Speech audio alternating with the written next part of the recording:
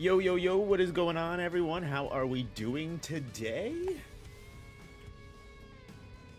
Welcome back to another great show. It is 5:34 p.m., August 23rd, 2025. What is going on, everyone? Hope we are all doing well today. Oh, give me 1 second.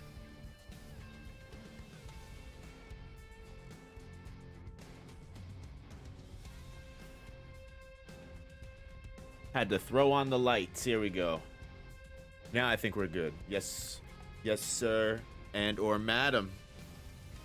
What is going on? Yes, you have correctly guessed it. We are indeed doing the Johto Pokemon today. Depending on, how long that takes. Because last stream was about almost 4 hours for 151. And I believe Johto's about 100 Pokemon, just about.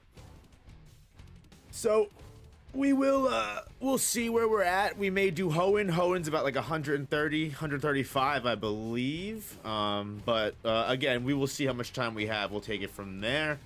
We do have the original tier list that we did previously right here. Let me go ahead and just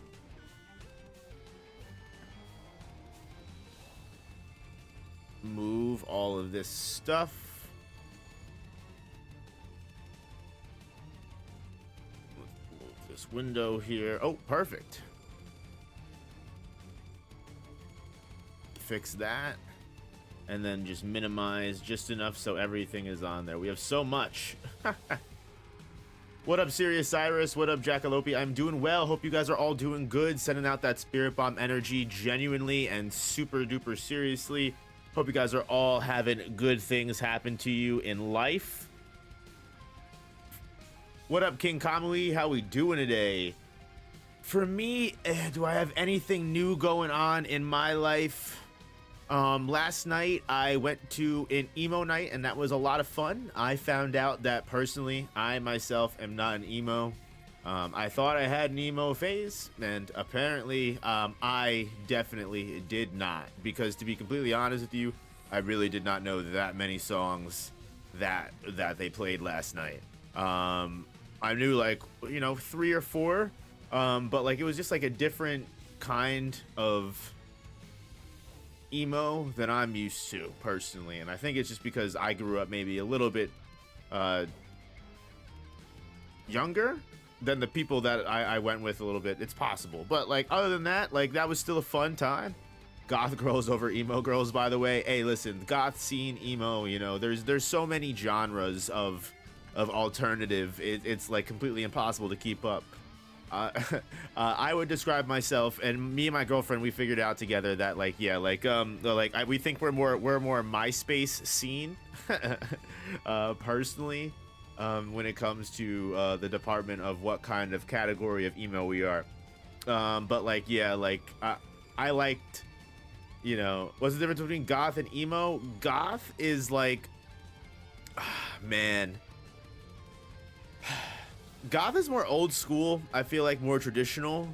Not traditional-esque, like it's still like counterculture completely, but I mean like goth is more old school in a sense that it's more like dark depression, like death and black, and like emo is more like I'm really sad teenage angst. Scene was like very much like more like dark, colorful though. Like it's hard to explain, honestly. There's better people than me that could explain the fucking difference between emo scene and Get Yo, Cut My Life Into Pieces, This Is My Last Resort. They played that song last night. Emo is more similar to punks than goths. Yes, I think. Yeah, I would. That's a good point. I think you might be right on that. I could be completely wrong. So, but I don't know shit. So I'm just gonna take your word on it. Completely 110%. But getting on topic to what we're all here for today. Yes, we are going to be once again ranking Pokemon based off the Pokedex lore, which I had a lot of fun last time. I hope you guys did too.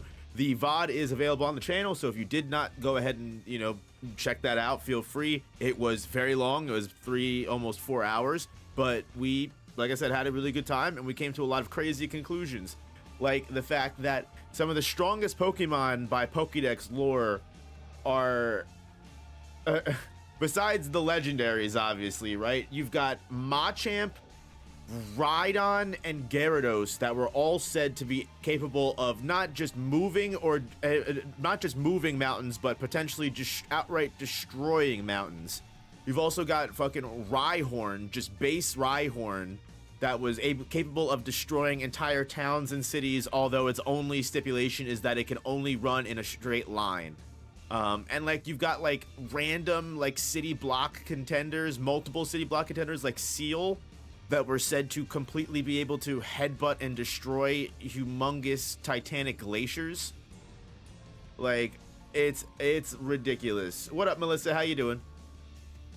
And then you got Rapidash, who could kind of do the same thing as Rhyhorn, but just a little bit differently, with just like lighting cities ablaze, city blocks ablaze by running. It's absolutely insane to me.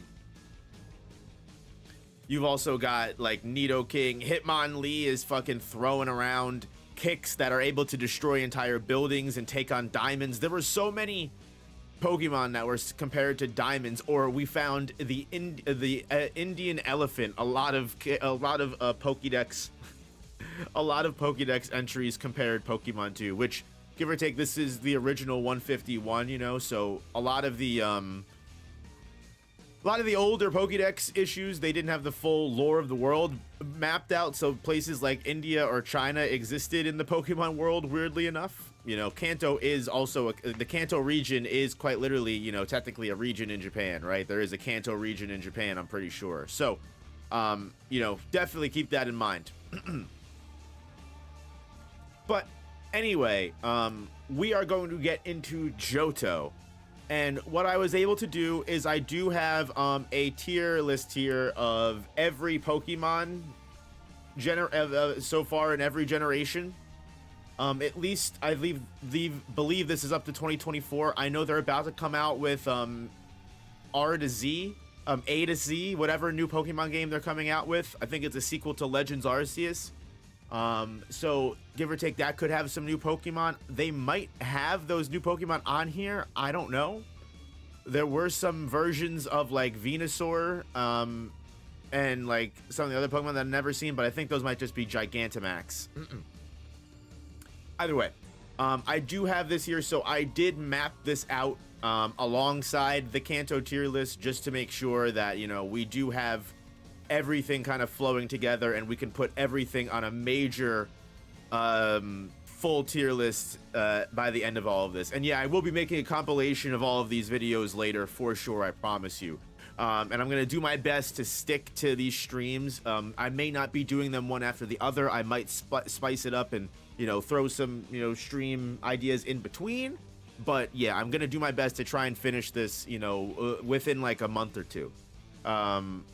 And like I said, some of the generations will be longer than others. Some have more Pokemon. Like I said, Johto only has 100, so this one won't be as long. But either way, we've got the Johto tier list here. As you can see, significantly less Pokemon than this. What I'm going to go ahead and do is we are going to work within the bounds of the Johto tier list.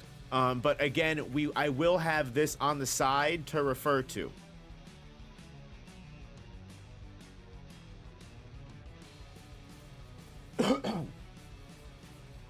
I will have the full tier list on the side to refer to, so that way we can check back and see what other references is. But I do just want to keep Johto to itself so we don't get completely, you know, confused. I did also add something here too. Like in the Kanto region, we had Ditto in its own tier. That's because no Pokemon were universal at a certain point. Not that I think any Johto Pokemon are going to be, you know, universal. But I did just want to put out that, you know, Ditto is just going to be as strong as Arceus, and eventually we're going to get to Arceus, which will be a universal Pokemon. So just going to put that in there. So this tier list is kind of huge, but most Pokemon aren't really going to go that high. We can start low and we'll make our way down the list. Sorry you're late. We were always waiting for you, number one fan. Thank you so much, always, for just being here in general. That's what matters. A and Z will only have new Gigantamax, no new Pokemon species. Fair. I meant Kalos looks like Paris. Yeah, I think a lot of the other regions are based on other like regions like Paris or like I don't know what other regions or countries, but I know they started basing the other regions off of other countries. A Deku Street Slayer tier. Yeah, we do have Streetcar tier. Tyranitar is easiest mountain level. Yeah, honestly, funnily enough, I got Gyarados on the thumbnail as a city level Pokemon, and then we ended up bumping him up to mountain level, you know, so there will be changes. Without a doubt, there will always be changes because some of these Pokemon were sleeper agents, you have to say, but some of them were big upsets, as they mentioned earlier. Some of them were big upsets. There were a lot of upsets, like Wizard said. But you know what? Let's stop wasting time. Let's just get into it, y'all. I sincerely do appreciate every single one of you guys popping in to hang out and do, you know, stuff like this. If you haven't already, please hit the like button. It really makes a difference on the channel and the stream, helps the stream get to other people. And I appreciate you guys all for being here. First 4 gens is Japan, Unova's America, Kalos is France. You were right. Alola is Hawaii, Galard is the UK, and Paldea is Spain and Portugal. Boom. Spain and Portugal, good for Paldea. You know, that got that representation. And Hawaii, Alola, that makes sense. Unova is America. But yeah, because I know Sinnoh and Johto are supposed to be close regions, right? And then Hoenn is also in the same area. All right, y'all. So if you weren't here last time, there is a very specific way that we are going to do this. So as you can see here, we have some of the Generation 2 Pokemon. They will go in order of their Pokedex numbers. And what I'm going to do is we're going to bring up the Pokedex entry from every game. It's all going to be on the webpage that I bring up. And then we are going to use that to justify where they scale and what kind of problem they could present to the Pokemon world, whether they be harmless, they could actually kill a human, they could damage an entire street or car, they could take out a building or multiple buildings, a city block of buildings, or multiple city blocks. We kind of have these two mixed in just to not have, we already have 12 tiers, we don't need to mix in too many. Same with town and city, we are going to be mixing those together as well. Mountain level, then it goes an entire island level because we know things like the Sevi Islands and other islands that have legendary Pokemon are, while larger than mountains and containing much more, you know, ground, are, you know, smaller than entire regions of the Pokemon world. And regional Pokemon are going to be Pokemon that could take down an entire region on their own. And potentially, as I mentioned before, like we have Mewtwo and Mew here in region, and the legendary birds in island here because they, you know, control entire islands and they control the weather conditions of entire islands. That can change if we get new information, and also as we have new legendary Pokemon coming onto the tier list.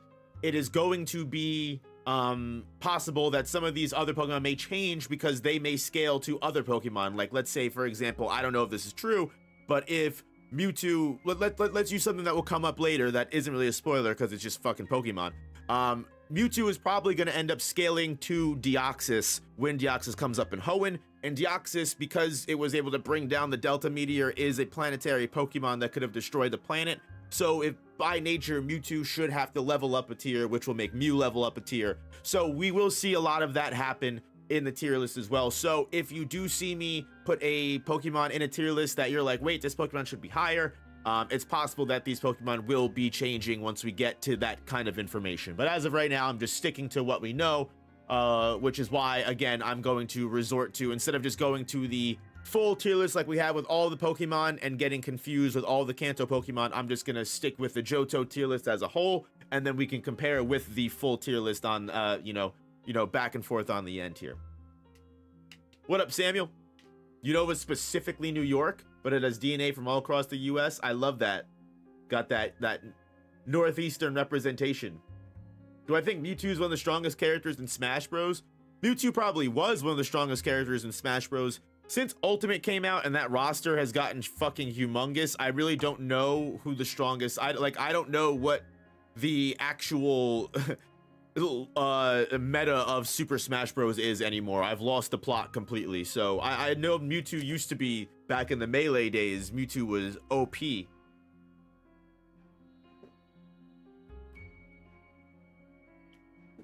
But also back in the Melee days, Jigglypuff was also fucking OP.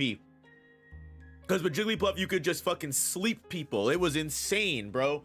If you don't know what I'm talking about, if you, you might, but like if you played Super Smash, but like Jigglypuff has this move where like it falls asleep, and if you hit someone, at least in Melee, if you hit that part, if you hit someone with that sleep move, that was almost a guaranteed kill. Like people, I had a friend in high school that would do that, and that's all he would play is Jigglypuff, and he would just absolutely fucking go bonkers and win every time. It was the most ridiculous nonsense game mechanic I've ever seen in my life. Almost comparable to Black Myth Wukong, that bridge segment in Upper Pagoda. If you ever played Black Myth Wukong, you know what I'm talking about. That shit is fucking, whoever made that, a curse upon your family for generations. Let's just say that, okay? I'm just kidding. Obviously, I don't want to do that. I hate putting out evil energy into the air. That was mean. That was a joke. Please, evil spirits, do not attack the group of developers that made Black Myth Wukong for that, even though that fucking segment is utter bullshit. Pretty sure it's Steve from Minecraft as the best ultimate. That's okay. Right, ready? Going by versus wiki, Joker would be the strongest Smash character, followed by Bayonetta and Cloud Sephiroth. That's crazy. I want to do so just a heads up, Sephiroth is a video that will probably be coming out soon for sure. I love Sephiroth as a character, and the Virgil and Dante videos you guys really seem to love, so I'm definitely going to be coming out with Sephiroth, a video for him soon.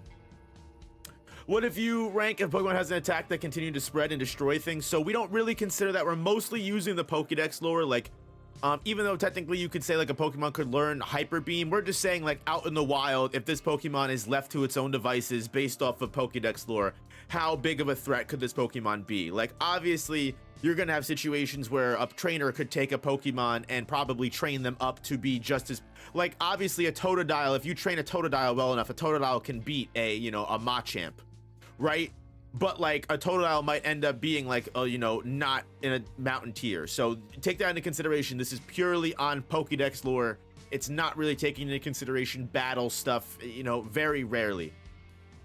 Talking about lore, I thought you meant competitive. No, yeah. Well, I'm talking about lore for Pokemon. I don't know about Smash Bros. I don't know if we're talking about actual power scaling or just game meta. I don't know what we're talking about. Speaking of math, with Black Myth, oh, they're coming out with a new Black Myth game? I didn't know that. Speaking of Black Myth, they'll release about 6 games in the next 20 years. Also, no Dante and Smash, just a Mii skin. Hey, listen, the Black Myth Wukong was fire. I will get whatever the fuck Black Myth drops, to be honest with you. I'll get their next game. I loved it. I need to play Sekiro, too. I need to play Sekiro real bad, because I heard that's also really good and similar. But all right, we're getting off track. All right, Pokemon. That's the fucking name of the game. All right, we're getting in. I want to be the very best, like no one ever was. They plan on making games pretty much on all the big Chinese mythological creatures.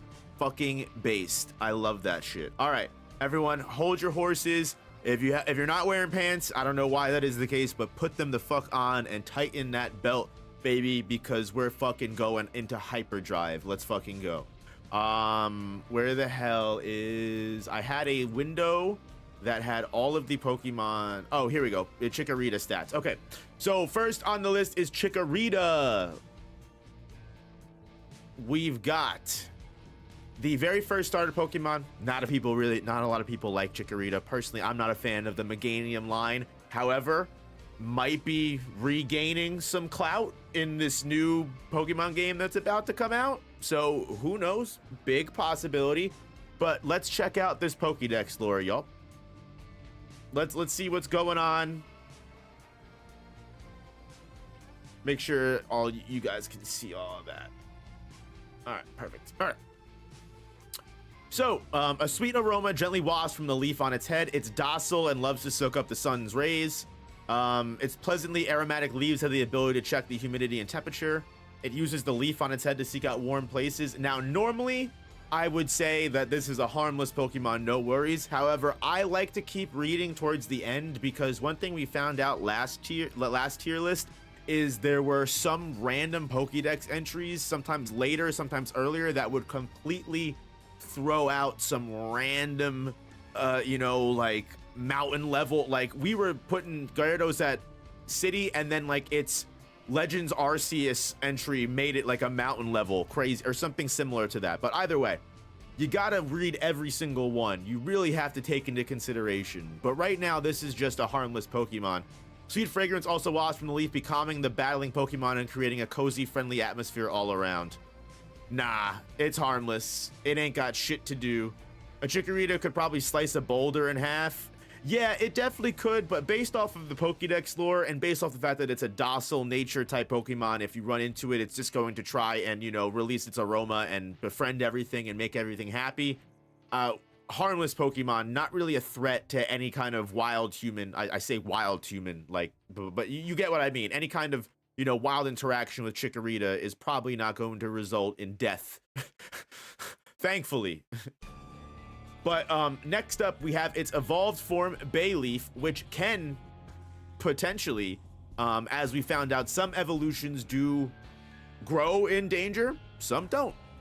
What up, Dion? How we doing?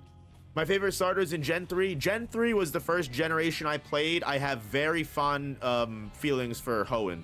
I'm a big Swampert guy myself, but I've come to love Blaziken over time, as well as Sceptile. Recently, Skeptile, I used to call it Skeptile when I was a kid. Maybe that's the correct way to say it, but Sceptile, one of my favorite, actually became a really good Pokemon for me. I really loved it over time.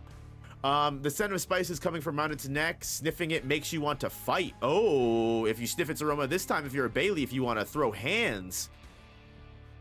Causes anyone who smells its aroma that wafts from it to become energetic. Its aroma can act as a stimulant to restore health. The fragrance makes people peppy. The bud on its neck perks people up. Inside each tubular leaf is a small shoot of a tree, and the fragrance of this shoot makes people happy. Well, not really a problem. How do you rank Pokemon whose power is based on hacks? I mean, we'll get to it when we come to it. I mean, right now, like I said, we do have like the planetary, dimensional, and universal tiers, which, because again, we know characters like Arceus, we know characters like Dialga and Palkia will come up. So I'm no stranger to hacks, but we'll play it by ear. But as we get into it, it seems like Bayleaf and Chikorita don't really present much of a threat to, most normal people as you're coming into it. And we kind of see the same thing when we compare it to like the Kanto Pokemon, like Bulbasaur and Ivysaur. Honestly, kind of had almost the exact same thing. Literally, like Bulbasaur and Ivysaur were deemed harmless because all they did was release an aroma, right? And it just like wasn't really any kind of damaging property. So they can also join, Bulbasaur and Ivysaur, on the harmless, full universal tier.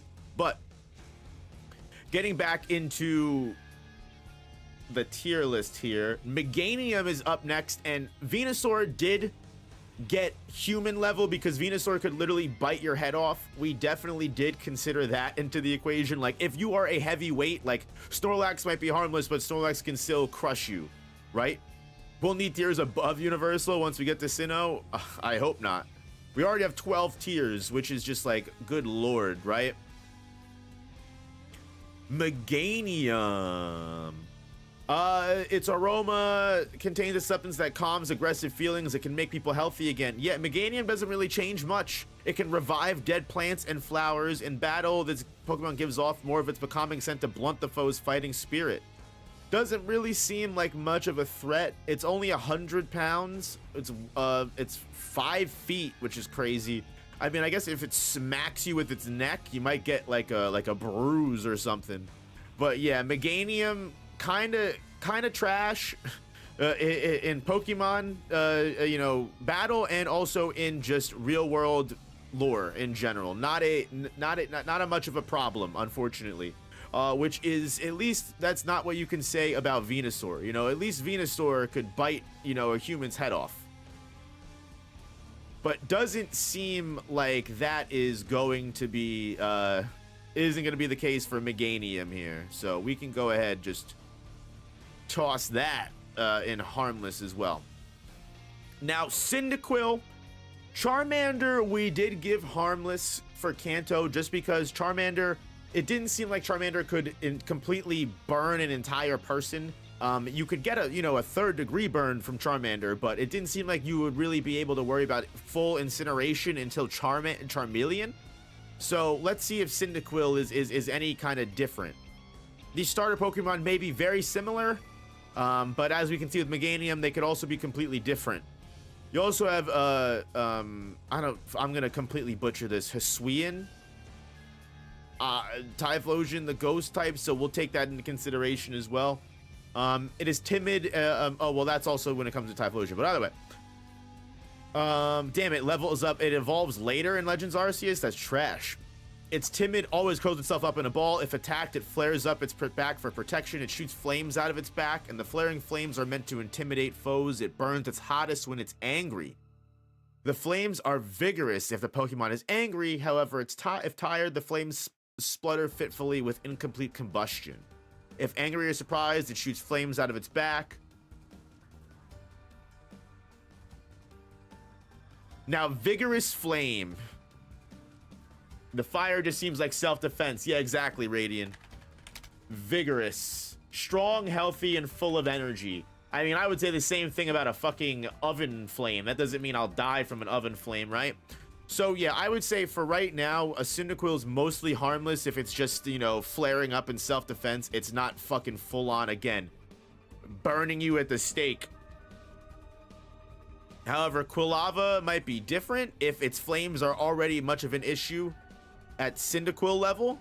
Again, fire Pokemon, poison Pokemon, types like that do have an advantage because they're obvious issue, right? Like, if they're gonna obviously be an issue for any human, because if you burn to death, that's a problem. Ground Pokemon, we noticed, have a very big advantage because they can shake the ground, so they're usually almost always guaranteed to be able to break a street or a car, you know, even just basic ground types. So there are Pokemon types that do have an advantage when it comes to stuff like this, even outside of their lore in general, that we take into account. I'm sorry, not advantage. I'm using random words here now. Be careful if it turns its back during battle. It means that it will attack with the fire on its back. It can withstand any kind of fire attack. It turns its back on its opponent to demonstrate how ferociously its fire blazes. This Pokemon applies its outstanding nimbleness to dodge attacks even while scorching the foe with flames. Keeps its foe at bay with the intensity of its flames and gusts of superheated air. Let's see. The fire burns more strongly. Gusts of superheated air. Should Quilava turn its back to you, take heed. Such a posture indicates a forthcoming attack. I mean, again, I don't know if I would necessarily justify that as Quilava being able to completely burn you alive. The air could be a problem. Yeah, superheated air isn't good.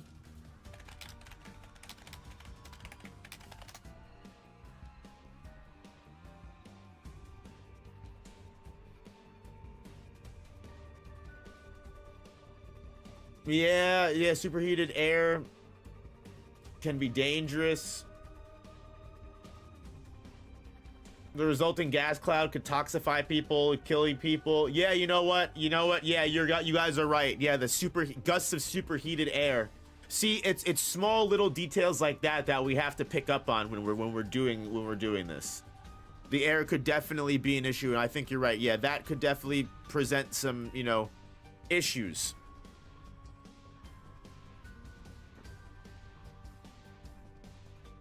Oh, also, we did this last time. Just a fun little tier. Since we're on the starters, I feel like this is still a good time to ask. What's your favorite Johto starter?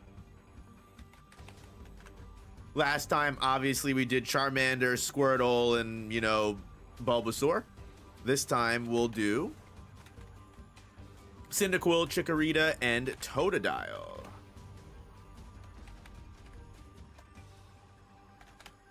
Don't get mad at me. Don't get mad at me if I misspell any of them. But yeah, we did a little poll last time. We'll do a little poll this time as well. Personally, Totodile is my favorite. When it comes to Bulbasaur, Charmander, and Squirtle, that one's a little closer for me. I do like Charizard, but I think Blastoise is a win for me when it comes to Generation 1. Feraligatr is the win for me when it comes to Generation 2 as well. Honestly, for a lot of generations, I'm a big water type guy. I'm a big water type starter. Personally, I usually almost always gravitate towards the water type starter myself. That's just who I am as a person. I also I'm a big Swampert fan. I'm a big Empoleon guy. I never played Black and White. I kind of not gave up, but I kind of, you know, stopped playing Pokemon. I didn't really get a 3DS, so I didn't really get Black and White. I didn't get X and Y. I didn't get, well, I think Black and White were still on regular DS, but I kind of had grown out of playing Pokemon games for a time. Now I don't give a fuck, you know what I mean? I'm 29 years old. I could give less of a shit. But when I was like 15, 16, I was kind of more going out, you know, going outside and shit like that. Gen 1 and 2 stars don't really change much when evolving. I always liked how early you get Feraligatr. Yeah, I did notice the Generation 2 Pokemon do level up early, but that's because Johto, Johto, the Generation 2 games have Johto and Kanto, right? So you leveled up, they wanted you to be able to get the generation, the third evolution by the time that you completed, you know, Johto probably. So they made the Johto evolutions a lot earlier. Makes sense. Black and White was on DS. Black and White 2 came out on DS even when the 3DS was already out. Okay. Like I said, I wasn't really playing video games at that point as much. I kind of fell off video games for a while until I got back into like my 20s and I was in college and I started working a job. And then when I started working and I would come home, I wouldn't want to go out with my friends anymore because I was fucking tired because I was working. So I started playing video games more. That's when I started watching anime a lot more. Like also COVID happened and I also started getting really back into anime and video games during COVID. I was very much more like a social body. But again, I always loved this stuff. I just kind of fell out of it. But tangent over. See, here we go. Now, Typhlosion's clearly definitely going to level up here. If its rage peaks, it becomes so hot that anything that touches it will instantly go up in flames. Now, we also have to decipher cryptic messages like this. Anything that touches it is fucking insane. It has a secret devastating move and it rubs its blazing fur together to cause huge explosions. When heat from its body causes the air around it to shimmer, that's a sign that it's ready for battle. It secures itself behind a shimmering heat haze. Damn. And it creates blazing explosive blasts that burn everything to cinders. So it can make huge explosions. It can burn everything to cinders. So I'm going to have to imagine that anything it touches going up in flames, that's instantly giving me like at least building level, right? Like if Typhlosion is able to burn anything that it touches, it's telling me that if it touches a building, that's going to burn up into flames. The very fact that it can also cause huge explosions with a shimmering heat haze with intensely hot flames and everything like that, that potentially sounds like multiple building to potentially city block. Because if it's blazing explosive blasts that are also burning everything to cinders, that's fucking ridiculously insane. If these explosions are huge, I have to imagine that they're at least taking out entire city blocks to multiple city blocks. I don't know if I would give Typhlosion town city level.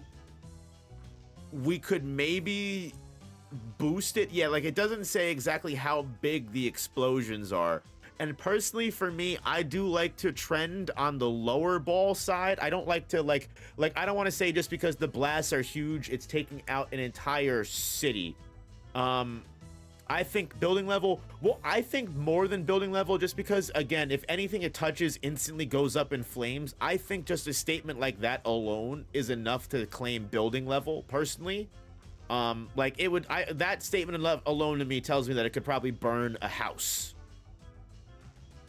And again, if it creates blazing like creating the huge explosions, I would think, yeah, still building level, right? Those huge explosions don't necessarily have to be bigger than that. However, what makes me think it's multiple buildings to potentially city block is the fact that it creates blazing explosive blasts that burn everything to cinders. So that makes me think that not only is this explosive blast taking out a building, it's taking out probably multiple buildings. I feel like it could definitely raise a Pokemon town if it was on a rampage. Yeah, if it was on a rampage, maybe, but it would probably take it a while to do so, which makes me think that I feel comfortable probably giving it like city block, maybe. Like, I'm thinking, like, if it's in the middle of, like, a 4-section intersection with buildings all around it and it explodes, it's probably taking out a decent amount of those buildings. It's probably somewhere between building and city block. I'm willing to glaze it up to city block, personally. I'm willing to glaze it up to city block. If you guys get mad at me, I wouldn't be too upset with you, and if you wanted me to drop it to just multiple building, that's honestly, I wouldn't be too mad about it. But I feel like if it's burning everything to cinders, I feel like at least one city block has got to be a threat here. So that's what I'm probably gonna personally go with for the Typhlosion line myself. That's what I'm probably gonna settle on here, is harmless for Cyndaquil, human for Quilava, and then city block for Typhlosion. I think city block is right, you know, comfortably right in the middle there, which I think that's great. I like that. And that's a big up. We did not have a city block again until Nidoking for Kanto. So already in Johto, one of the starters is hitting that level, which is, I think that's a leg up from the Kanto upsets. We might be getting some better feats from Pokemon as we move further into the series, but I don't want to speak too soon. I don't want to speak too soon at all, because again, Kanto had some big upsets. We put our faith in some Pokemon that did not have anything going for them. Yeah, prepare for Totodile to have a planet-splitting bite. Honestly, Raticate had a bite that was able to topple, you know, entire buildings. So again, there are sleepers. Victory Bell is taking out buildings, right? Randomly. You know, Seal, City Block, you know, there are sleepers, but there are also upsets. Totodile here. Let's see it. Its well-developed jaws are powerful and capable of crushing anything. I mean, what do you got right there? I mean, holy shit. That's a big up for Totodile. That's giving me at least street to car level if it's crushing anything. I don't know if it would. That's hilarious. I was sleeping on Raticate. I'm telling you, Dion, it's the ones you least expect. And that's the kind of, you know, Pokedex lore that is leveling up Raticate, you know, capable of crushing anything.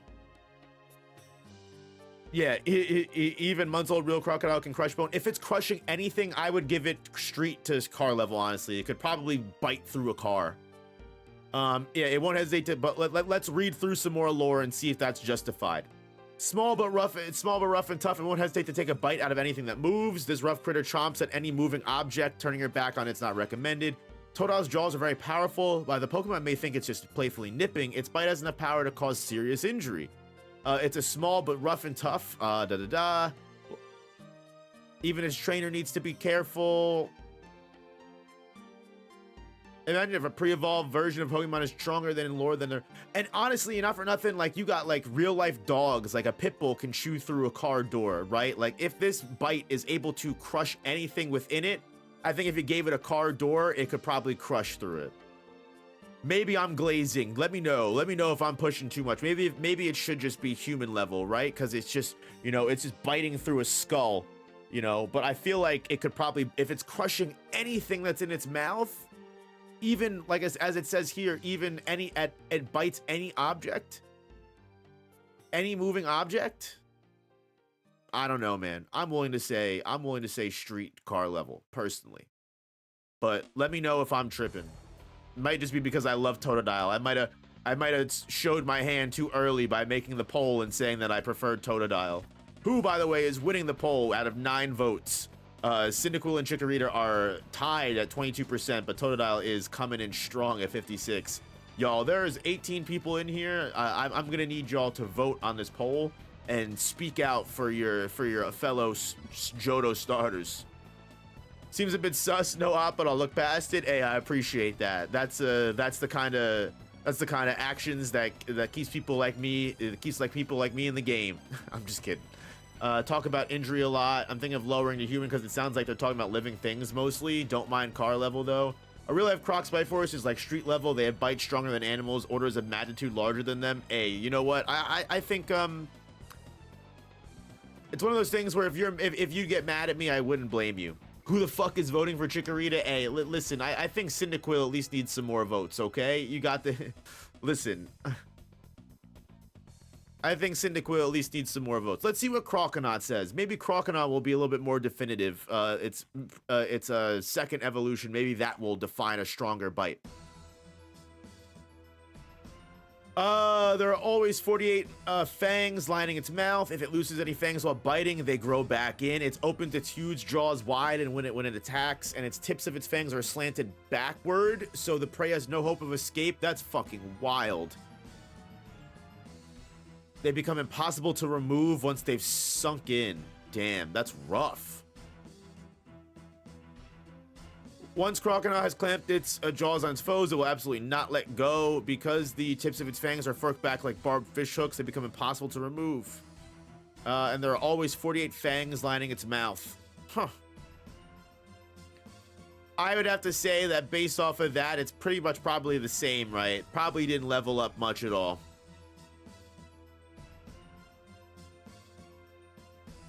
Doesn't change much. Doesn't change much, but however, not Chikorita, Feraligatr. I don't know if that's gonna make a difference. I know Feraligator's got that sauce. Level 30 evolution is wild, bro. Level 30 is crazy. Level 18 for the second evolution, and then level 30 for the fucking final evolve is wild. This didn't give much to work with. Put it lower than Totodile. No, I think as long as it doesn't give much to work with, it should at least be similar to Totodile. I would only rank it lower. I think there was only one case of that in Kanto where the evolution actually ranked lower, and I think that was because they lost something that actually made them more dangerous. But I think because Croconaut still has the same jaw, if anything, it's more powerful. While I wouldn't say that Croconaut levels up to building, I'd still be comfortable putting them in the same tier. You know, if we're gonna give that feat to Totodile, I'm willing to give it to Croconaut. But when it bites with its massive and powerful jaws, it shakes its head and savagely tears its victim up. It is hard for it to support its own weight out of water, so it gets down on all fours. Its powerful hind legs enable it to move quickly even on the ground. It intimidates its foes by opening its huge mouth, and in battle, it kicks the ground hard with a thick and powerful hind leg to charge at a foe with incredible speed.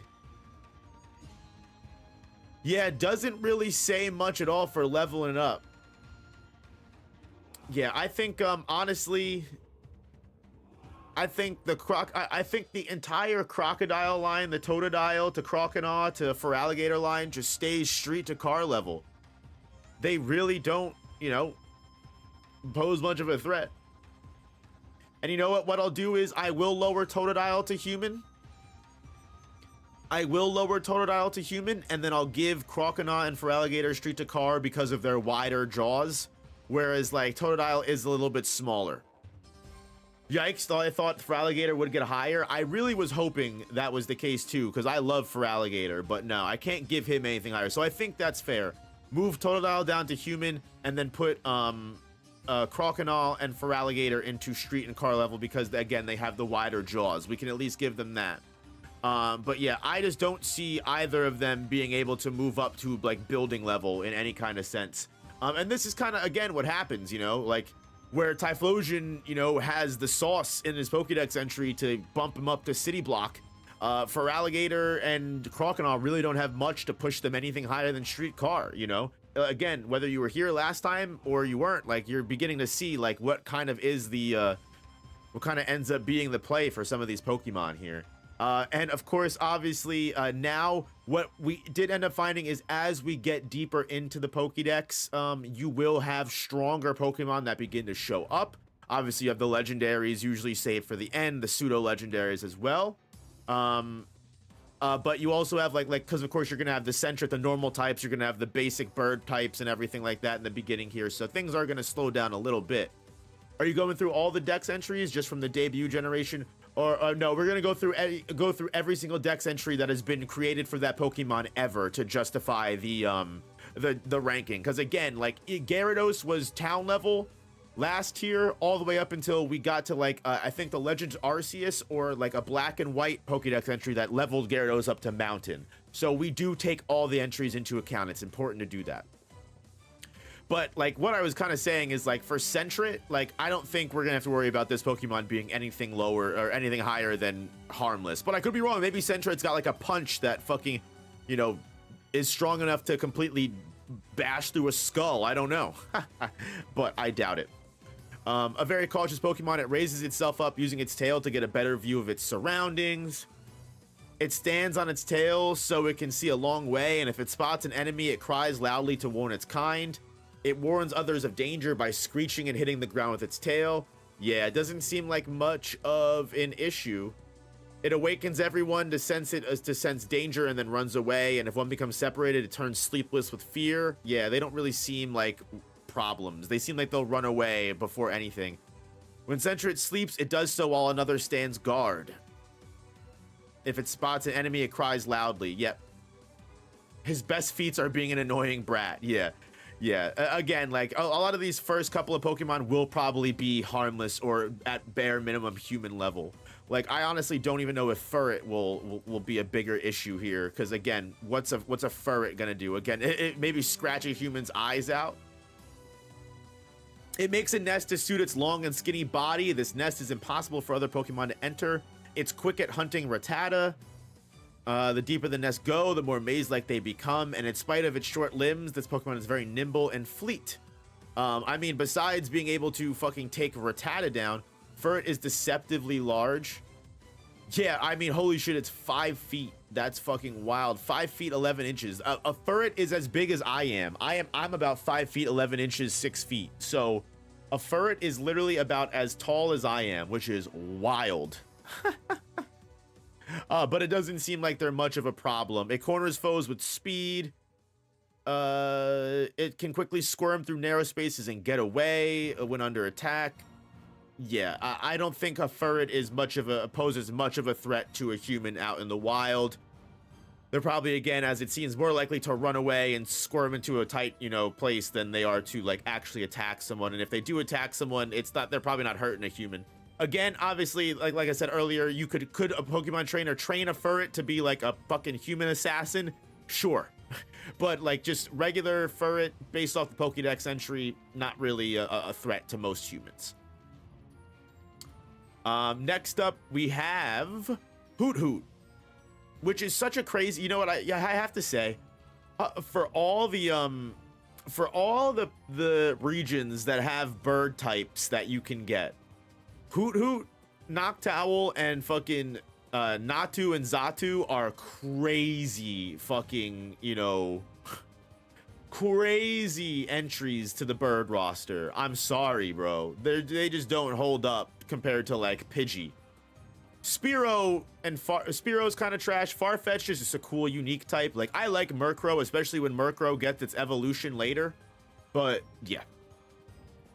Just, yeah, what the fuck? Hoot Hoot and Noctowl, bro. What were they thinking on that one? Sorry, that was my own personal problem. What's your favorite Gen 2 Pokemon other than Totodile? We'll get to it, but like I really love Scizor. I think Steelix, besides not being the greatest competitively, is a really cool Like I like Steel type Pokemon when they were first. Steelix is cool. Skarmory has been a Pokemon that's really cool over time. Tyranitar. Really cool Pokemon. If I had to pick a #1 legendary, it might be Lugia. I definitely prefer Lugia over Ho-Oh, personally. Big Lugia guy over Ho-Oh, you know.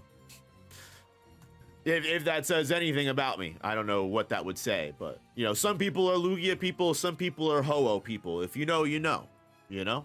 Cyndaquil 1 is winning in the poll now? Holy, Cyndaquil overtook Totodile. A lot of later Gen 2 mods feel ahead of their time. Yes, 100%. Gen 2, I feel like a lot of I was just watching a video on Hoenn's Pokedex. I'm sure you've seen it before. I want to give the person clout if I'm going to mention their video. Not that I have much clout, you get what I mean. But yeah, what makes a good Pokedex?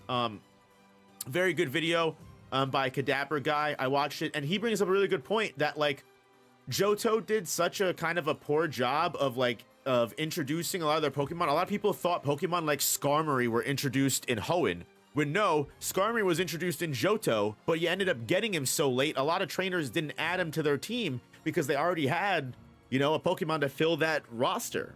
So, like, yeah, like, some Pokemon, yeah. Skarmory is a Pokemon that gained clout over time. Also, a lot of Pokemon got, again, Murkrow was a useless Pokemon that didn't, you know, level up until Sinnoh when it got an evolution. Same with Mischievous. And also now you have Mischievous getting more clout with, what is it? The Scarlet and Violet, the flapping, whatever the fuck it's called. I don't remember what the prehistoric Mischievous is, but that's such an OP level up to Mischievous. Like, that Pokemon, the moment I got that Pokemon, the Paradox Mischievous was like the best addition to my team. It one-shot the rest of the Scarlet and Violet story. It was kind of OP. Crobat is synonymous with Gen 4. I also think Crobat is synonymous with Gen 3 too. But again, I have I'm a bad, you know, like source, because I started off at Gen 3. Sapphire was my first Pokemon game, so like Gen 3 is the most homey to me. That's the generation I'm the most comfortable in. You know. So like I don't know what was introduced in Generation 2 compared to Generation 1. I've never played a Generation 2 game in full. I played Heart Gold and Soul Silver. That's actually when I fell off of Pokemon. Heart Gold and Soul Silver were the last 2 games that I got, and I kind of fell off playing Soul Silver. I think I never finished it. The big bad of Gen 4 is Crobat as one of his aces. Yeah, Crobat's a peak Pokemon. I love Crobat. Don't get me wrong. I love Crobat. Who always stands on one foot. It changes feet so fast, the movement can rarely be seen. It's like SpongeBob in that one scene.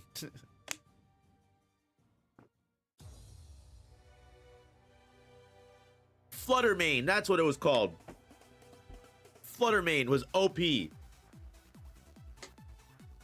Whatever happens, it keeps rhythm by precisely tilting its head in time. Some trainers use them in place of clocks. So, well, they're I don't know if that's a tier, but clock level.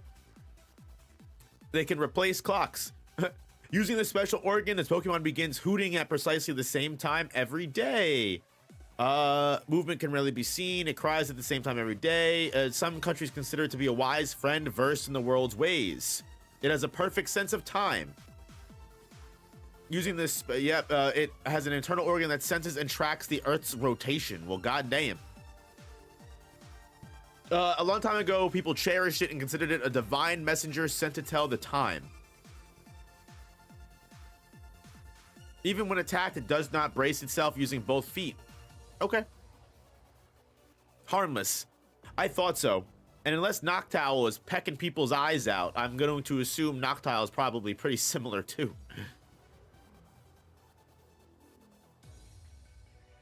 These ads are ridiculous. Its eyes are specially adapted. They concentrate even faint light and enable it to see in the dark. It rotates its head 180 degrees to sharpen its intellectual power. Damn, is that what I have to do to get smarter? It tracks the rotation of entire Earth planetary. Dion, you found that you cracked the Da Vinci Code. Ken Sugimori's favorite mon, he based on his own pet owl. Oh, that's cute. I love that. If I was making Pokemon, I would base a Pokemon off my dogs. I love my dogs and my hamster. My hamsters, rest in peace, Gus Gus. Love you, Gus Gus. I'm just kidding. But no, I love Gus Gus. I'm not kidding about that. But that was I don't normally do that. That was a joke. I don't know why I'm explaining myself. I'm making this so unentertaining. I need to move on. Noctowl. You're losing them. You're losing them, Noah. I'm gonna think Noctowl is also harmless as well. Noctowl owes their success to its superior vision that allows them to see in minimal light and their supple and silent wings. Yeah, some even call it the Emperor of Dark Nights. It never lets its prey escape. If you don't leave it be, it will peck you. I guess it will peck you, but I don't know if it's taking your complete skull out in one peck. So, yeah, all right. I'm gonna say Noctowl probably harmless, not much of a problem. It could peck you, and I guess if it pecks you in the eye and pulls out your brain, but that's such a niche. I'm gonna say harmless. I feel like a lot of these next Pokemon are going to be harmless. Like, what's Lady Ba gonna do? Besides be the 5-star Pokemon, I'm a 5-star man. This is the Dennis Pokemon for Always Sunny fans. It is very timid and it will be afraid to move if it's alone, but it will be active if it's in a group. Lots of ladybug gather from everywhere to cluster and keep each other warm. The fluid secreted by its feet indicates its location. Ew. It secretes an aromatic fluid from where its legs join its body, and that fluid is used for communicating with others. It conveys its feelings to others by altering the fluid's scent. Yikes. Bro needs to shower. I'm just kidding. The pattern on their backs differs slightly from one to another. In the warmth of the Alola, it appears quite lively. These very cowardly Pokemon join together and use Reflect to protect their nest. They just use Reflect to protect their nest. They're not even throwing hands. These Pokemon need to be in a new tier called Fodder. I mean, that's basically what harmless is, if you want to be completely honest with you. Again, like, I foresee, like, we also got a couple baby Pokemon coming up. Like, Johto, honestly, until we get to some of these heavier hitter Pokemon, a lot of these Pokemon might be kind of ass. Like, unless Ladian is fucking, again, throwing hands that are able to break diamonds, which I will say, some of the Pokemon do get random accolades like that. Yeah, praying for Ledian lore. Come on, let's go, Ledian. You gotta hold it up for the Johto team. Not looking good. When the stars flicker in the night sky, it flutters about, scattering a glowing powder, and that glowing powder better be toxic. Don't get your hopes up. The star patterns on its back grow larger or smaller depending on the number of stars in the sky. It curls up inside a big leaf and drifts off into a deep slumber. Where the stars fill the sky in the lands of clean air, Ledian live in countless numbers, and it uses the light of the stars as its energy. Uh-oh. Yeah, nothing to write home about. In battle, it throws punches with all 4 arms, and the power of each individual blow is piddly, so it aims to win by quantity rather than quality. Damn, even the Moondex throwing shade. It said its punches are ass. Well, damn. That's what I mean, dog. That's what I mean. Sometimes you gotta read all the dex entries because some of them will just directly call these Pokemon out. Like, there was even like one where we learned that Shelder has toxic fluid in Slowbro's Pokedex entry. So that's the only reason we were able to give Shelder human level. You know? So it's important to pay attention to all that kind of stuff, literally.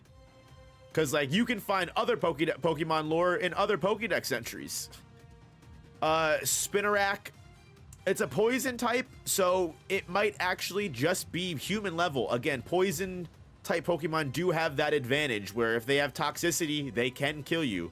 A lot of poison types were able to gain human level in Kanto that way. And honestly, I also realized that watching that one video, about the Hoenn Pokedex, I also learned that Kanto has an overabundance of poison types. I never realized it until someone actually called it out.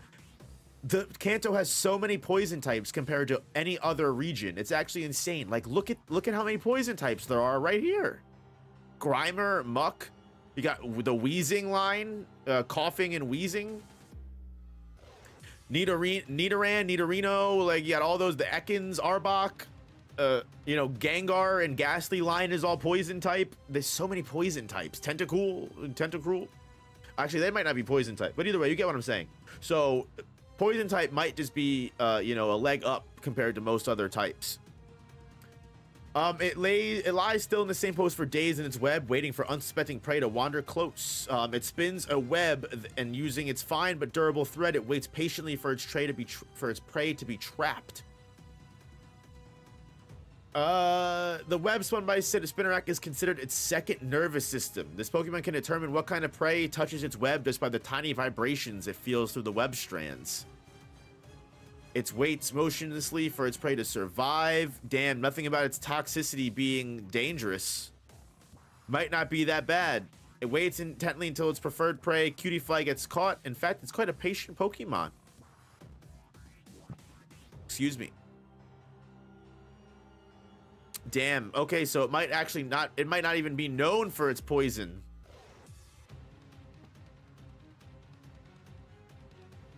Well, shit. It traps its prey. That's how it eats it. It doesn't sting it and make it and kill it with poison. Damn. Poison type might not actually be the auto level up that I thought it was. I might have completely lied to you guys. Ariados will level up. Honestly, Ariados, cool design. I think Ariados is a cool Pokemon. I don't care what anybody says. I like Ariados. I don't think they're very great competitively, but I think Ariados is a cool looking spider Pokemon. YouTube notification gatekeeping, but here we are. Need to see where the goated Politoed is. Ayo, listen, Politoed, I don't like the design of Politoed, but Politoed might level up. Thank you for being here, Mario Busters. Yeah, I don't know what's up with YouTube notifications sometimes. YouTube is just super fucking weird. Hit the like button if you haven't already. That's why I know I'm annoying with the constant asking of please like the stream, but that's why I asked to like the stream, because YouTube for some reason doesn't send the notifications to subscribers unless people like the stream. So I'm glad you're able to find this though. They can't keep you for too long. Let's see. Come on, Ariados. Speak for your Johto people. Speak for your country. It spins string not only from its rear, great lore, but also from its mouth. It's hard to tell which end is which. Oh no. Oh no.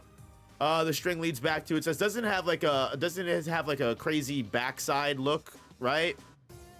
It looks like a face on the backside, right? That ad was crazy. I don't even know what that was. A single strand of a special string is endlessly spun out of its rear. It wanders in search of food after darkness falls. Feet are tipped with tiny hooked claws that enable it to scuttle on ceilings and walls. The Pokemon constricts the foe with thin and strong silk webbing. It attaches silk to its prey and sets it free, and later attracts the silk to the prey and its friends. There are some areas where people use the string Ariados spins for their own weaving. The resulting cloth is popular for its strength. Then it wraps its prey up in thread and sips their bodily fluids at its leisure. So, what up, Tiberius? What up? So what I will say is the fact that it's a big spider. If you get stuck in its web and it's sipping on your bodily fluids at its leisure after you're wrapped up and constricted, I think Ariados could probably kill a human. I'm gonna glaze for a little bit. I'm using my glaze card. I only get so many of those. I'm throwing it into the ring right here for Ariados. I think I'm gonna go out a limb here and say that is at the very least a 3 foot. That's a 3 foot big fucking spider? Am I wrong? 3 foot 7 inches. I'm sorry. A 3 foot spider could wrap your ass up and fucking suck your blood till you're dead. You starve, whatever. You run out of blood. Yeah. Yeah, and it can bite into them with its fangs. Yeah, I'm going to go ahead and say it hunts aggressively. I'm willing to say that it's at least a human level threat. Ariados is probably as much of a threat as Golbat is when it's saying that, you know, when the Kanto Pokedex said that Golbat is, you know, hunting at night for human prey to suck blood. You know, probably as much of a threat, you know. You know, if Ariados traps a young old lady out on the town alone by herself in an alleyway, who's Who's stopping that old lady from living? Who said, oof, all the mods are joining the stream. What, you worried about causing some trouble, wizard? Speaking of Golbat, funnily enough that I just brought Golbat up, actually Crobat is next on the Pokedex trend. I didn't expect Crobat to come up so early because some of the other evolutions don't even show up. Like Scizor doesn't show up till later. Steelix doesn't show up till later either. I wonder if that's because you could probably get Crobat earlier. That might be why. You could probably get, because you can get Crobat earlier in the game. That probably helps determine the Pokedex entries. Look out for Wizard mods. Keep an eye out. He's up to something. But yes, I agree, Dion. Crobat is one of my favorite Pokemon as well. Just be surprised because the streams I have only had one mod. Yeah, you know what? We have that's why we got a decent mod team. I think the last we looked, we had about 7 different mods. You know, and you know what? I'm lucky to have the mods that we do, honestly, because you know, I'm always happy to have them pop in. They're first of all, they're the pillars of the community. I've said it before, I'll say it again. They've probably heard me say that a million times before, but I do mean it. And I'm lucky to have even one of them show up when I need them, you know. Those are the, you know, the people in my chat that I've trusted the most since the early JJK days, genuinely. We might need some more though over time. But you know, we'll get to that. We'll get to that when we need it. Lately, we haven't been having you know, 1,000 like I know I think like not recently, but like a year ago, I think Amanda made a joke, my girlfriend. She was like, you have so many mods, and I was like, to be fair, not for because like sometimes when we have some of the streams, yeah we did have a lot of mods, but also to be fair, I reminded her, I'm like, look, you know, not for nothing, we did have the leak streams and they would have like over 1,000 people in those streams. So like, yeah, like 7 mods in like a stream with only 30-20 people in it is a lot. But like when we were doing the JJK leak streams, those streams were fucking crazy. So yeah, we did need a lot of mods at that time. But anyway, long story short, let's get back into what we're talking about here. 1,000 is one stream good for you. I appreciate that. Those were crazy times. Those were crazy times, you know. I hope to get back to that level at some point, just naturally, organically. It flies so one thing to keep into consideration is like we did give Golbat human level. So Crobat will 110% be at least human level, just based off the fact that its previous evolution was human level. It should at least be able to do the same thing that Golbat was, which was hunting the blood of humans and sucking them until they die, which is a crazy statement that I just said. Don't worry about it. But either way, let's get full lore on Crobat and see if he levels up from human. The development of wings on its legs enables it to fly fast, but also makes it tough to stop and rest. As a result of its pursuit of faster yet more silent flight, the new set of wings grew on its hind legs. Proof that Crobat has been flying a long distance. It switches the wings it uses if it's tired. Pokemon rests by hanging on a tree branch with its rear legs that serve as wings. It flies so silently through the dark on its 4 wings that it may not be noticed even when nearby. I don't see anything that makes it grow in strength at all, actually. It flies so silently through the dark on its 4 wings that it might not even be noticed. Having 4 wings allows it to fly more quickly, so it can sneak up on its prey. It can't move well on the ground. All it can do is crawl around. Silent and swift in its 4-winged flight, it bites down on its prey before they realize what's happening. In a heartbeat, it drains their blood. If it bites you in the dark and sucks your blood, you won't notice any pain or realize you've even been bitten. Damn. You'll be dead before you know it. Feeds on the blood of living people and Pokemon.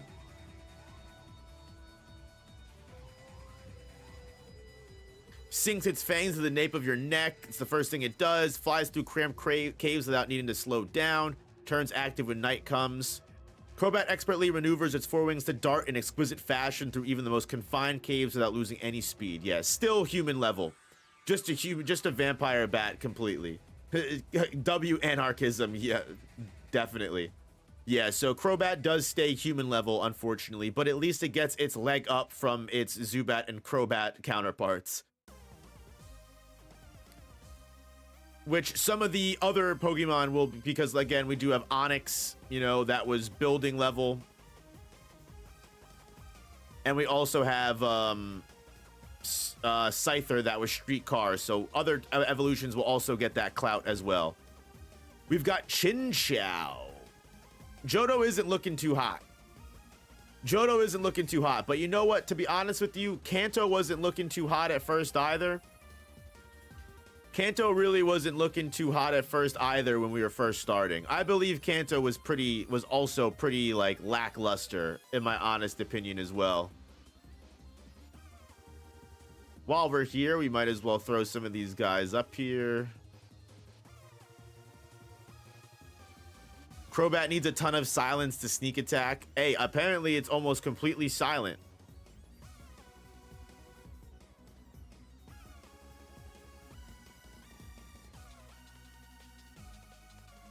Ariados was able to get human, thankfully. Crobat also gets human.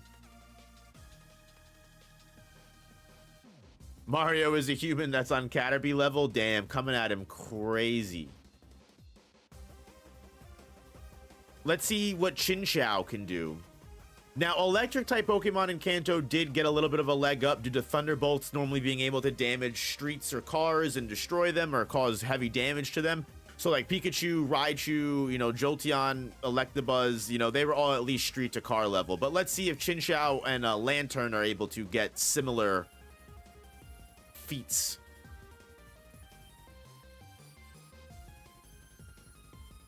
It shoots positive and negative electricity between the tips of its two antennae and zaps its enemies. On the dark ocean floor, its only means of communication is constantly flashing lights. Lets loose positive and negative electrical charges from its two antennas to make prey faint. Its electric likes to exchange signals with others. So that's pretty damning, just because if it's making people faint and it's underwater, it could make people drown. Like, it could zap people. It's frying people enough to make them lose consciousness. And if people lose consciousness, they could die. Okay, I'm being facetious. I'm being ridiculous here. Like, I'm being very like ridiculous, but that could be a threat to human life. That could be a threat. Cleffa should be star level, maybe. I mean, Clefairy and Clefable were harmless, so Cleffa, I don't know if Cleffa is gonna level up, but again, maybe the baby Pokemon will level up the other Pokemon. That is a possibility. Pokemon cells create so much electrical power that it even makes itself tingle slightly. Its two antennae were originally fins, and it discharges electricity to stun its prey before it attacks. It's a useful Pokemon for night fishing, and it shines its antenna to claim turf. I'm willing to say, in certain circumstances, Chinchou can be a threat to human life. Very low threat, but still a threat in and of the same. Could be a threat to human life, could kill a human. In the right circumstances, 110%. And if it's only at the depths of the ocean floor, yeah, I think it's possible. I think it's possible that it's at least human level. Also, Johto needs some love here. Johto needs some love big time. This fucking bathtub ad shows up every page, bro. I don't know what it's even trying to sell to me. The light it emits is so bright that it can illuminate the sea's surface from a depth of over 3 miles. It then swallows the immobilized prey in a single gulp. Oh, it's definitely at least fucking human level. That's for goddamn sure. It's nicknamed the Deep Sea Star Pokemon, and it produces light by causing a chemical reaction between bacteria and the bodily fluids inside its antenna. Damn, it's a flashbang, literally. If you peer down into the dark sea from a ship at night, you can sometimes see this Pokemon's light rising from the depths where it swims. It swallows its immobilized prey in a single gulp. The light-emitting orbs on its back are very bright. It illuminates the inky darkness of deep sea depths. It can swallow Pokemon in a single gulp. Should you peer into the ocean at night and see a light shining like stars, its lantern. This creates an opening for it to deliver an electrical attack after its bright light blinds its prey. It uses that moment to swallow their prey whole. Yeah, 100%. Lantern can follow suit with Chinchou with at least being human level, which is funny to me, but I mean, it makes sense. Again, like, this is what I mean. Like, where's the Johto sleeper here? Where's the Pokedex lore that's gonna make one of these fucking Pokemon fucking like island level or some ridiculous nonsense, bro? I'm waiting for the fucking nonsense to show up. Again, what number is Nidoking? What number Pokemon is Nidoking?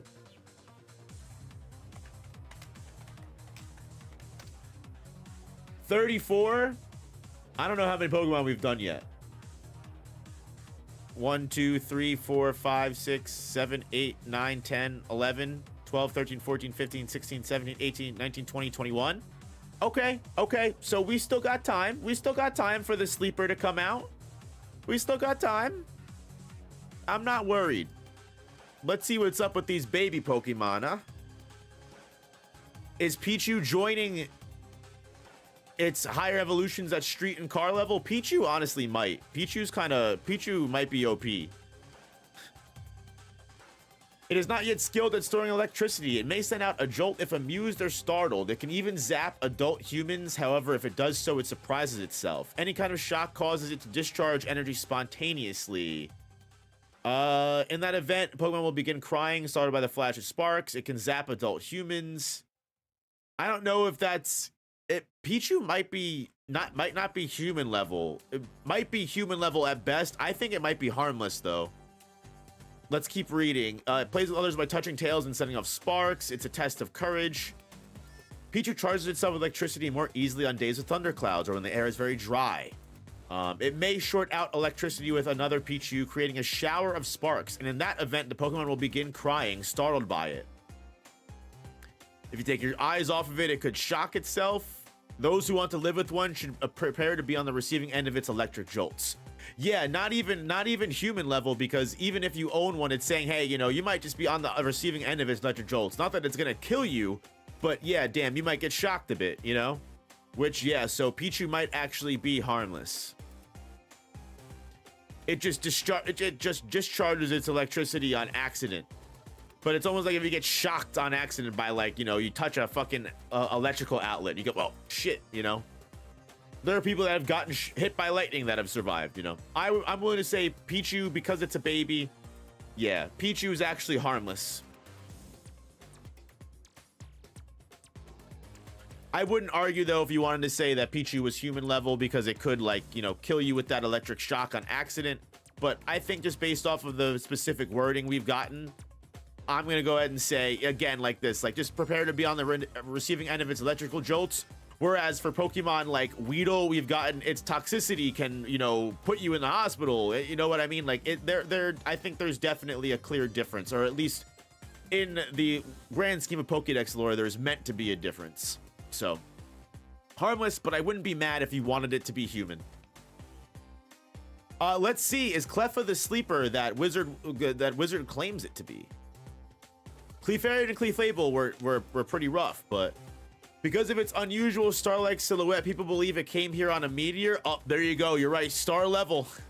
No, I don't think so. It showed up on a meteor, but when numerous meteors illuminate the sky, sightings of Cleffa strangely increase. I think that's just the lore that it's like it might be an alien. They're Pokemon from the moon. They dance through the night and stop only at a break of day when these Pokemon quench their thirst with morning dew. It survived the fall to Earth. I mean, yeah, I guess. It is believed to arrive riding on shooting stars. They disappear with the sunrise. It is often seen in places where shooting stars have fallen.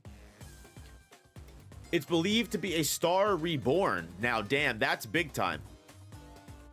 Said to have written here on a shooting star. They seem to appear in places where meteorites have struck in the past. If you should see them, something good will happen. Cleffa riding a shooting star is why I think a maybe, but personally I don't think it's a star level, so that's why I say maybe. At least insane durability. Yeah, definitely insane durability.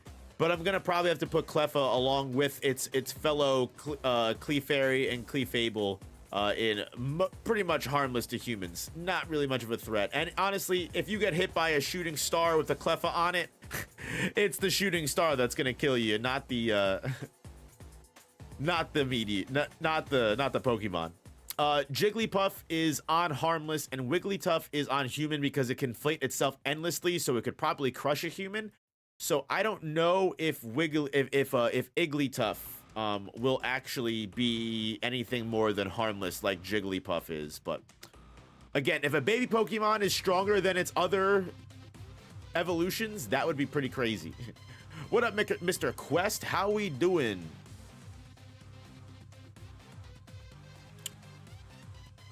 Igglytuff. It has a very soft body. If it starts to roll, it will bounce all over and be impossible to stop.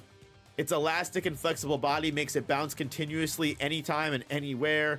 It would hurt its throat if it were to sing too much, and it gargles with fresh water from a clean stream. Oh, well, that's nice. It has a soft and plushy body that feels like a marshmallow. Yeah, I'm gonna go ahead and say baby Igglybuff, not an issue.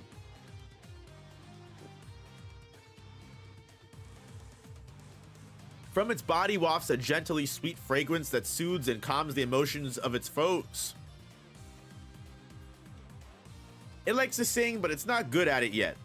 As it moves a lot, it sweats and its body gives off aroma. Damn, it sweats. Put on some deodorant, Igglypuff. Yeah, literally not a threat whatsoever to anybody. Harmless. And then we've got Togepi, who, again, baby Pokemon, I'm gonna have to imagine, is also harmless. A lot of these Johto Pokemon ain't it, bro. Johto is looking pretty lackluster, to be honest with you. Johto's not meeting the cut. The shell seems to be filled with joy, and it is said that it will share good luck when treated kindly. A proverb claims happiness comes to anyone who can make a sleeping Togepi stand up.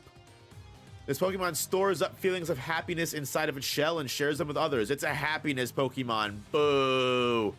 Wow. Boo. Its shell is said to be stuffed with happiness that it shares with kind-hearted people, and this ovate creature is frequently mistaken for a moving egg when encountered out in the fields or in the mountains. Its guileless smile soothes the soul. Yeah, it shares good luck with people. It shares good luck with people, and it stores happiness in its shell. I'm gonna go ahead and say absolutely harmless. Tiberius, thank you for being a member for 28 months. That's big time support. Day 3009, I'm asking Noah to watch that Pokemon interview skit. Was crazy as now I hyped it up too much though, just for the bit.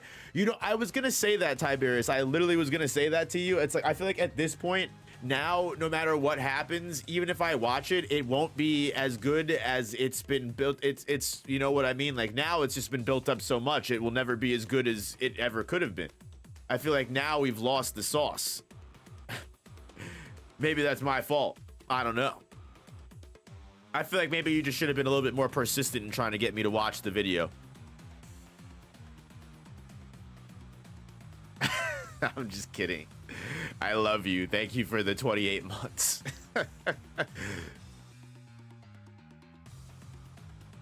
It is your fault, but that's okay. Togetic. They say it will appear before kind-hearted, caring people and shower them with kindness. Oh my god. With the harmless Pokemon. It is said to appear in front of kindly people to scatter a glowing down called joy dust. Oh, it's getting people high as hell with the joy dust. Let me get some of that joy dust, Togetic. When it spots someone who's pure of heart, a Togetic appears and shares its happiness with that person. It grows dispirited if it's not with kind people, and it can float in midair without moving its wings.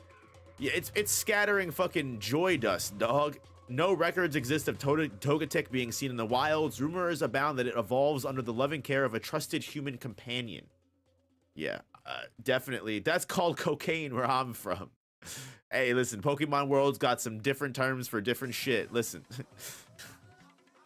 Straight from the Togetic scale, you know? Good lord. Yeah, Togetic's mostly harmless. We've still got plenty of Pokemon left to go, though. And again, some of these stronger Pokemon are held towards the later half of the Pokedex. So you never know what's coming up. I'm not pretty confident in Natu, but we do have Pokemon, you know, in the next 2 rows or so, like, you know, X3, so Steelix and Scizor. You know, maybe we got some stronger Pokemon coming. Come on, Johto. Natu, because its wings aren't yet fully grown, it has to hop around and it's always staring at something. It usually forages for food on the ground, but may, on rare occasions, hop onto branches to peck at shoots. It's extremely good at climbing tree trunks and likes to eat the new sprouts on the trees. If your eyes meet this Pokemon's eyes, it will stare back intently, but if you even move slightly, it hops away to safety. Yeah, that sounds harmless to me.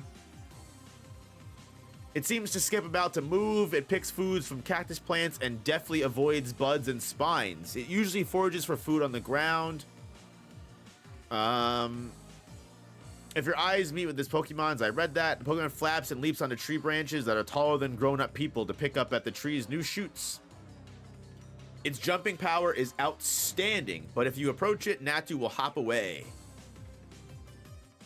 We all know what's up with Magcargo. Magcargo, you're right. Doesn't Magcargo have like toxic fumes or some shit? I don't know.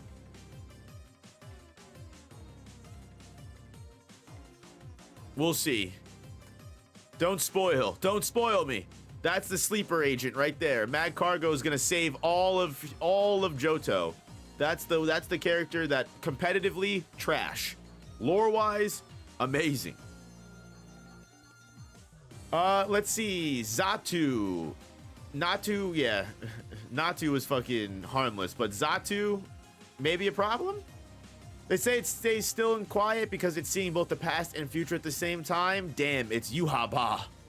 In South America, it said that its right eye sees the future and its left eye views the past. There's fucking, you know, random actual real world continents mentioned for no reason.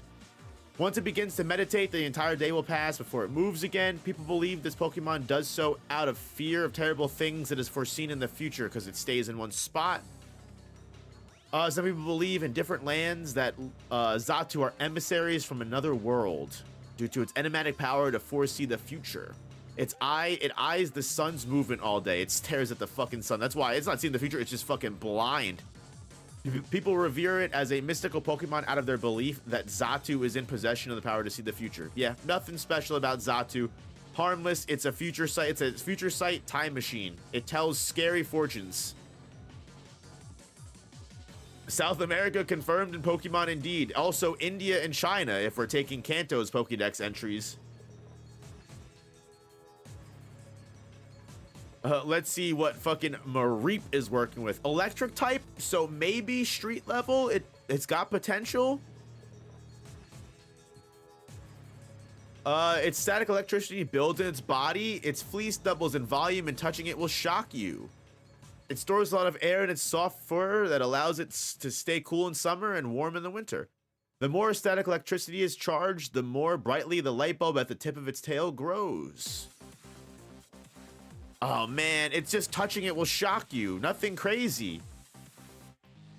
Rubbing its fleece generates electricity. You'll want to pet it because it's cute, but if you use your bare hand, you'll get a painful shock. Just a painful shock, man. What the fuck is Pokemon even about? Fucking animal cruelty, bro. That's what Pokemon is about. Mareep, embarrassing. Harmless. Puh. Spit on your grave. Honestly, all these Johto Pokemon are boring me.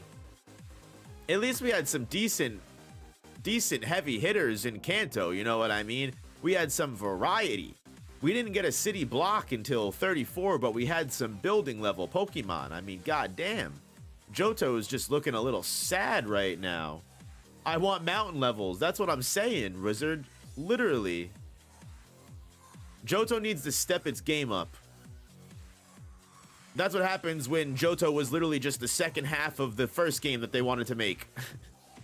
I'm pretty sure. I might be wrong on that, but I know a lot of the Pokemon were like just Pokemon that they didn't include in the original Gen 1. That's why Johto isn't as, you know, crazy. But hey, you could have made the lore go hard. It develops patches where even downy wool won't grow because it stores too much electricity. Its rubbery hide keeps it from being electrocuted, and it can generate a high amount of electricity with a small amount of wool. The bare and slick parts of its hide are shielded against electricity. It fires hair that zaps on impact. Its tail lights up after it becomes fully charged with electricity. Yeah, not really much of a problem. It can store a lot of electricity, but I mean, if it's just shocking you and not fucking, you know, completely eviscerating you with electricity, damn. You should do this with Digimon. I would love to. I'm a lot less familiar with Digimon, to be completely honest with you. I wasn't a Digimon kid. I was a Yu-Gi-Oh! And Pokemon. But I would be down. I think there's a lot of fucking Digimon, aren't there? But hey, I'd be down. That would just be completely blind going into Digimon lore. I mean, if you guys would like that, I would be down to do that. But just know I would not have the same kind of knowledge of the series.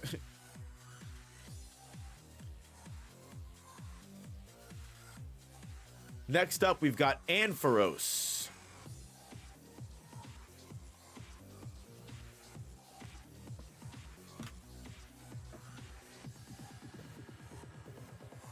Ampharos. Give me something to work with. Hey, give me something to work with. The tail's tips shine brightly and can be seen from far away. It acts as a beacon for lost people. It has been treasured since ancient times as a beacon. Glorified lighthouse Pokemon, bro. Come on. Its shiny tail can be seen from far away on the ocean's surface. Ampharos gives off so much light that it can be even seen from space. People in the old days used the light of this Pokemon to send signals back and forth with others far away. Yeah, the tip of its tail shines so brightly it can be used to send sea navigation beacons to distant foreign shores. This is why you can always tell exactly where Ampharos is, because you can see its tail from space. It usually keeps the light off, though. Damn. Excess energy from Mega Evolution stimulates its genes. Yeah, nothing. Fucking nothing, man. He can blind people, no question. There's no way the electricity it takes to run that tail can't kill somebody. I guess. But, like, if he smacks you with the tail, does it transmit all of that electricity? It doesn't seem like it.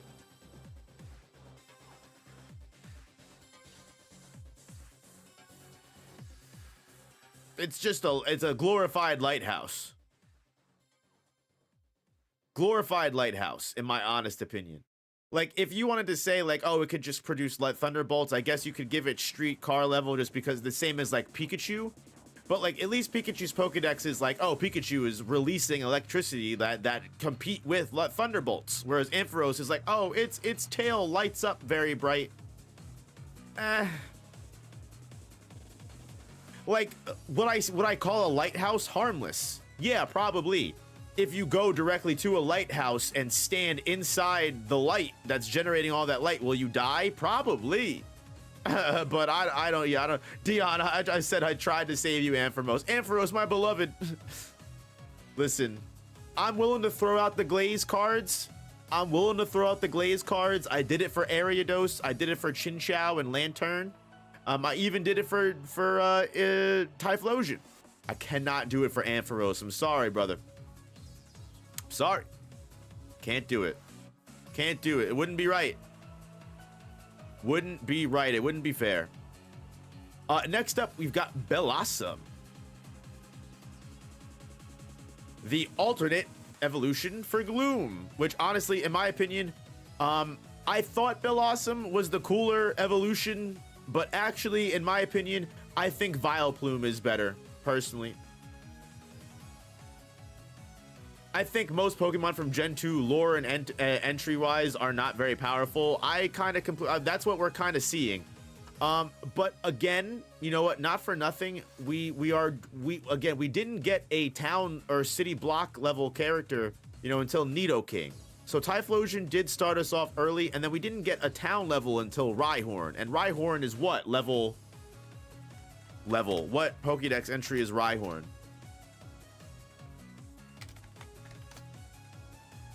111. So keep that in mind. So again, maybe we have some late game, you know, maybe we have some late game sleeper agents. But let's see about Blossom. We lose the poison type, so that might hurt us. They say that the dance is a ritual to summon the sun. Oh no, is this going to be a downgrade from Gloom? No, we lost the poison type and now we don't have the toxicity. Oh no, oh no. And now it's a harmless Pokemon. This is actually a downgrade. They say that the dance is a ritual to summon the sun. When it dances, its petals rub together and make a pleasant ringing sound, and it makes pretty relaxing sounds. When Blossom is exposed to the sun, plenty of sunlight, its leaves ring its body and begin to spin around. The dancing is renowned in the southern lands. Its flowers more beautifully has evolved from a smelly bloom, and at night, the Pokemon closes its petals and goes to sleep.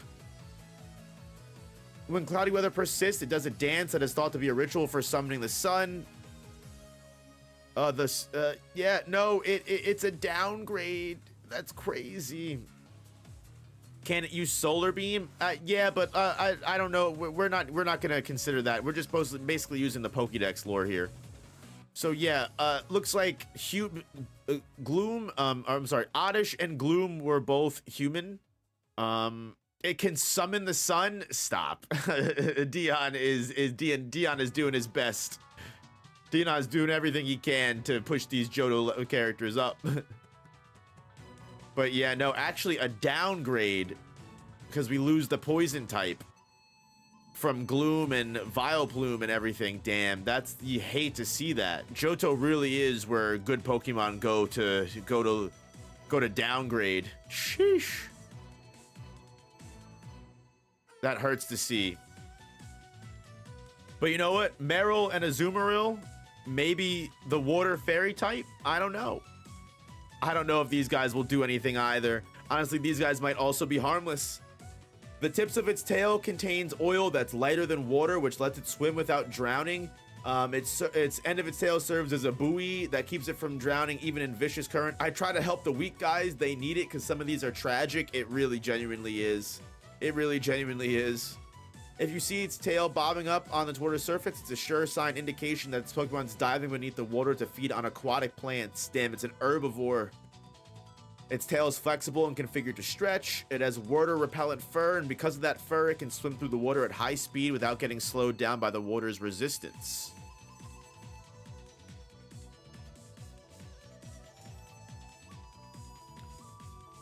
The oil-filled tail functions as a buoy, so it's fine even in rivers with strong currents. Using its tail as a float, it dives underwater, eating plants that grow in riverbeds. Yeah, damn. I'm also pretty confident the entire Meryl evolution line is harmless. Also, I love Azumarill. Used it on my first team, irreplaceable. Hey, yeah. Azumarill, you're probably right, Dion, is probably also going to be big time harmless.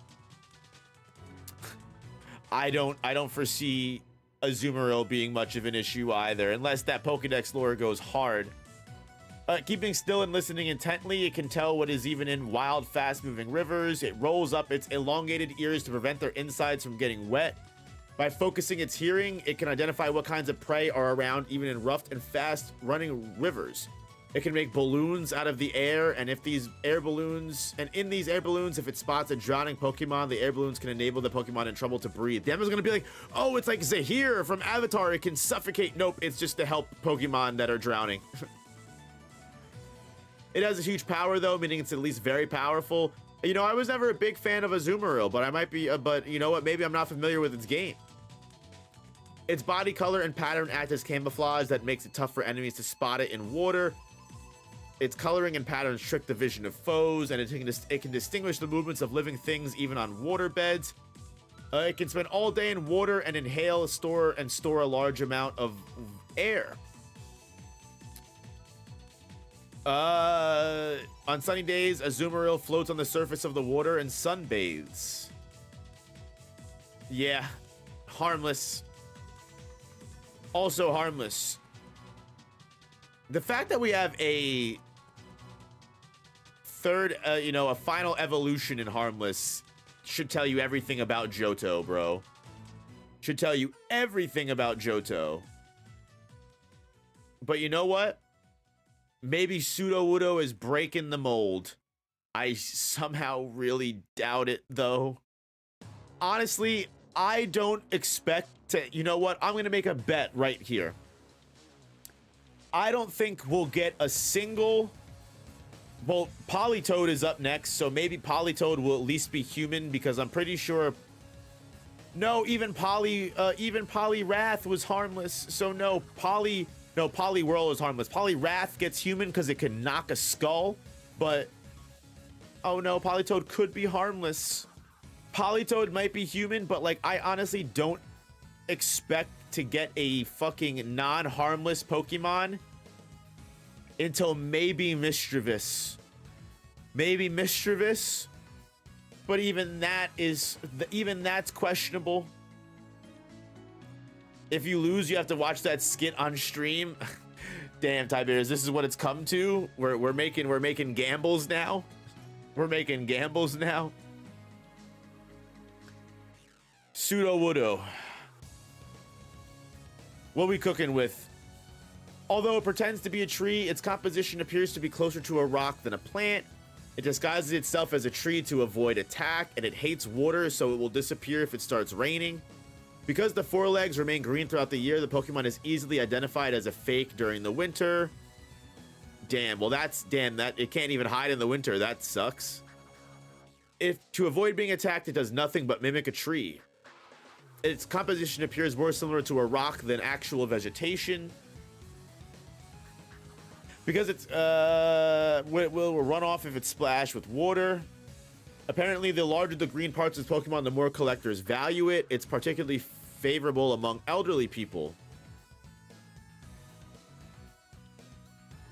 To the touch, its body feels more like rock than tree bark. Jumpluff or Skiploom might have some kind of poison spore. Possibly. That's a good point. At this point, with even Sudowoodo coming harmless, that's what we gotta hope for. What's Politoed working with?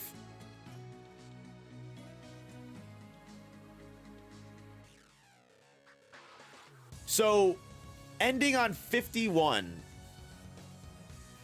That means we're 34 in. And Nidoking, I think, was either 32 for Kanto or 34. So we have actually reached the place where we got our first city block. And we don't even have any building levels. We have no building levels whatsoever. No building level Pokemon at all. Which is kind of insane. At best, we've got Street and Car, which is Croconaw and Feraligatr. All... It's like, damn, Johto. You're kind of dropping the ball big time, Johto. Let's throw some of these Pokemon on here. And it's not like it really matters because it's not hard to guess where they're all going to go. At least Chinchou and Lantern got human level, but damn, everything is just harmless. Everything is just harmless. Harmless. Oh my goodness. Look at this. This is embarrassing. We actually have three. We have two 3-level evolutions. 4 with Bellossom that are harmless. Good lord. Johto. Typhlosion's holding Johto on its back, waiting for Tyranitar to come save it. True. Tyranitar, honestly, might be the savior that we need. Might be the savior that we need. But, alright, y'all.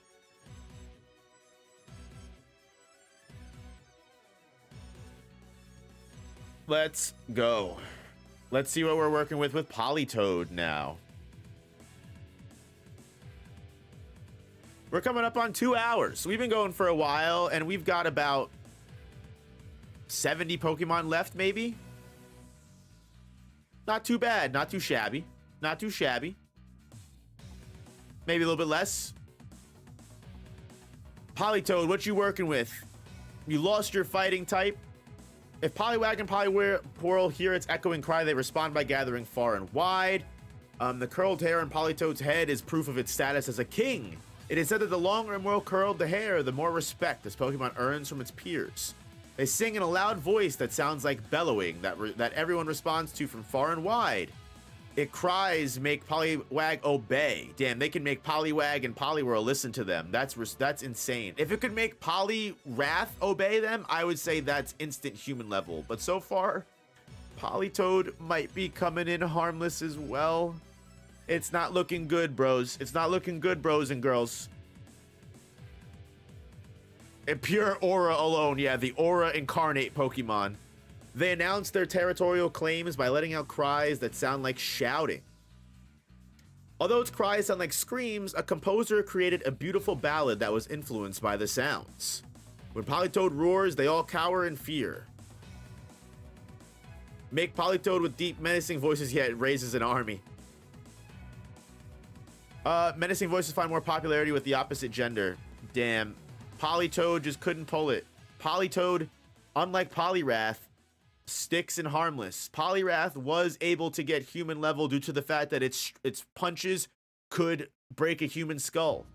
However, Politoed sits with Poliwag and Poliwhirl in the harmless category.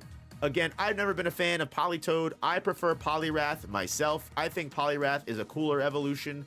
Personally, if I had to choose, I wouldn't pick Politoed or Poliwrath. They're not my favorite water type by any means, but you know. It is what it is. Again, I'm gonna have to sit here and hope that you were right about Hoppip and Jumpluff and all that shit. That maybe they have a poison, like spore or something. Because at this point, it's not looking good at all. We are hurting for some actually decent, strong Pokemon. Listen, Johto seems like the safest neighborhood to live in so far. That's also all I'm saying too. That's also a good point. Johto seems like the safest region to live in. Kanto, lots of shit can kill you here. Johto, not that big of a deal so far. You know? To keep from being blown away by the wind, they gather in clusters and they enjoy gentle breezes. We're cooked. We're so cooked. Johto is done, bro. Johto's coming in last in the power category tiers. That's for goddamn sure. It must grip the ground firmly before it gets blown away. Do I even have to keep reading this? They enjoy gentle breeze. This is obviously harmless. It's getting blown away by the wind, dog. Yeah. Apom might be human level. I mean, at this point, we've got to hope. We've got to fucking hope. Because goddamn.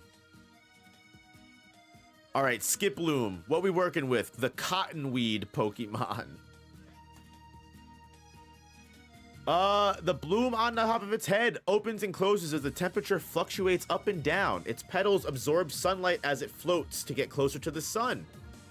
When the temperature rises above 64 degrees Fahrenheit, how much the flower opens depends on the temperature. For some reason, this Pokemon can be used, for that reason, this Pokemon can be used as a thermometer. The thermometer Pokemon. Look, we had the lighthouse, the glorified lighthouse Pokemon, which is Ampharos, and now we have the glorified thermometer Pokemon. Skiploom. Johto Pokedex be like, they look at the sun all day. They like long walks on the beach. Literally. That's been what almost every Pokemon has been to this point. Like, I mean, you can even look at it. I mean, all of these Pokemon, just look at them compared to some of the Kanto Pokemon. They all seem weak. They're all add-on Pokemon, which is why Hoenn, I'm hoping, is going to be a much better fucking, a much better performance.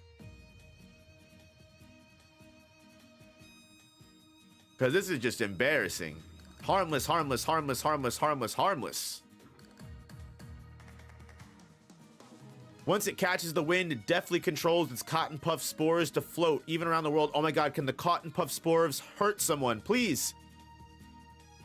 Cotton-like spores all over the world to make more offspring. No, it just asexually reproduces. God damn it. This Pokemon lands when it encounters cold air. It rides warm southern winds. It scatters cotton spores as it goes. This Pokemon descends to the ground when it encounters cold air. Oh, okay, if you accidentally breathe them in, you'll be racked with coughs and itchiness. It's fucking It's fucking glorified pollen, spring pollen, spring allergy Pokemon. It's literally the spring allergy Pokemon. You start coughing. Maybe, I guess, if you get an asthma attack from it. Damn, this is wild. This is wild, man. This is wild. We gotta just start powering through these because this is just getting sad. Apom, what are you doing besides spanking ass, bro? Say that till you get a stuffy nose, you're not wrong, bro. You're not wrong. Honestly, when you're sick, you're like, I just want to be normal again. Thought we were cooking for like 0.5 seconds. Me too, Dion. I really thought we were doing something there. I guess not. Its tail is so powerful that it can use a tree branch and hold itself up. Damn, I thought we were cooking there too. I thought we were also cooking there. Its tail is so powerful. I was like, oh, there's hope. I guess not. It uses its tail for balance. It uses its momentum to swing from one branch to another. However, because it uses its tail so much, its real hands have become clumsy. It uses its tail to pluck fruits that are out of reach. Its tail is more adept than its real hands. It lives high among the treetops. Apom's tail ends in a hand-like appendage that can cleverly be manipulated. However, the Pokemon uses its tail a lot, and it makes its nest in high treetops. Apom gets excited and pounces on its favorite food, Boon Sweet. Its tail is so powerful it can open the oven to bake cookies. I mean, it might as well be what it said. This treetop dweller possesses a tail as dexterous as a hand. Ancient writings describe this Pokemon as a one-armed oddity. Well, thanks. I think Gen 2 are just like the bottom of the food chain of the Pokemon world. I mean, yeah, that's what it's seeming like. I mean, up next, what do we got? Fucking Sunkern and Sunflora. Boy, oh boy, wonder what we're gonna be cooking here. Can we skip Sunkern? I mean, yeah, literally. If attacked by a Spearow, it violently shakes. If it leaves, it drops out of the sky suddenly. It's said that it eats nothing else, does nothing but try to conserve all the nutrients in its body. It will violently shake its leaves. Oh, but it violently shakes its leaves. That's something. Oh, I saw explodes here. In the following year, their population will explode. Yeah, just obviously, Sunkern, harmless. I mean, obviously, Sunflora, I'm going to also imagine, is also fucking harmless as well. What more do you want me to say here? In the darkness, after sunset, it closes its petals and becomes still. This Pokemon becomes a complete stop, comes to a complete stop when the sun sets. The petals on this Pokemon's face become more vivid and lively as the hot season approaches. Like, not even a real... Why would anyone use this Pokemon in an actual competitive setting? God damn, bro. Next up, we've got fucking Yanma, who literally needed a Sinnoh evolution because it was so fucking embarrassing as a Pokemon. Bug flying, not even good stats. It flaps its wings really fast that can generate shockwaves that will shatter windows in the area. Oh, shit. Okay. Actually, that could be an issue. Shattering windows? That could be a problem. It generates shockwaves that can shatter windows. That could maybe, if the window shatters and the window piece flies into someone's eye or head, it stabs them in the... Listen, I'm working with what I can here. That's human level, okay? Yeah, baseball level. Listen, baseball, you get hit with a baseball, you know, you could die from a baseball, you know, it hits you good enough. We're talking about like an old lady, you know, she gets hit, you know, its frail wings are so thin. Come on. Window level, hold on, we might be onto something. I mean, that's literally what we have to work with in this goddamn region at this point. Its eyes see 360 degrees without Pokemon moving its head. Its frail wings are so thin one can see clear through them. However, the flight these wings exhibit the power to churn air with force enough to launch a house skyward. Holy shit, this is what I mean. We gotta keep reading. Legends Arceus with the fucking level up. It can lift a fucking house into the air. We went from shattering windows to flipping houses. Ladies and gentlemen, that's a sleeper here, baby. You know what? I talked shit. I said, what is Yanma gonna do? And you know what, ladies and gentlemen? We have our first building level Pokemon from Johto. The Pokemon that you would have never fucking expected in like, what? Building level Yanma? And it comes at the very tail end of all of this. It said was betting on Quagsire, but it was Yanma that came in. Yanma's 3 feet big. Damn, that's a giant dragonfly, dog. Listen, that's why you gotta keep reading. I'm telling you, bro. To launch a house skyward. You know what? Honestly, this is Legends Arceus when we're not really talking full houses with brick and mortar. You know what I mean? We're talking Legends Arceus when maybe it was a village, maybe a wooden home. However, I don't give a fuck. For once, I'm using my second glaze card here. I am using my second glaze card here. And we are fucking putting Yanma in building level. You heard it here first. Everyone, if you haven't already, make sure you hit that goddamn like button for Yanma. Yanma is holding Johto. Yanma and Typhlosion are holding the Johto region on their backs right now. Unreal. Talk about a sleeper. Guys, I'm gonna grab a water really quickly because I've been yapping big time. I got 3 glazes left. Good to know. I don't want to use all of them. I gotta keep them safe. I'm gonna grab another water because my throat is dry because I've been yapping big time, and I'm gonna take a piss. So I'll be right back, guys. Thank you all so much for being here. I hope you guys are having fun. Again, hit that like button if you haven't already. Make sure you vote on the poll. We got 43 votes. Totodile is currently winning, as he should be, and Chikorita is at 9% at the bottom, as Chikorita should be. But maybe things can change. Wonder if Wobbuffet will be an upset. I mean, if Yanma's coming in as a sleeper, maybe we're just now getting into some crazy shit, okay? That's all I'm saying. That's a good fucking cliffhanger to hold off on. Let's see what's going on. Everyone start taking bets on what they think the next big time sleeper agent's gonna be.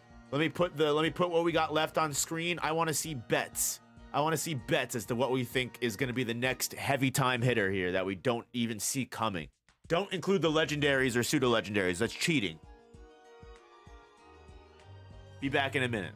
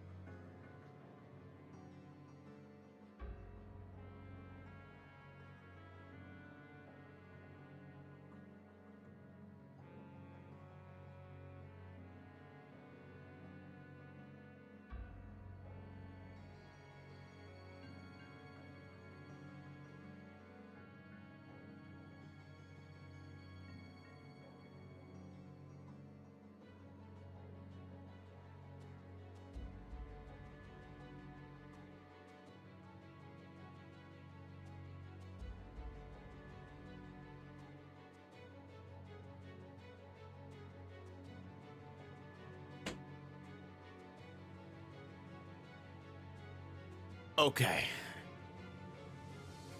Oh, hello. What a crazy thing to come back to. Well, thank you, Tiberius.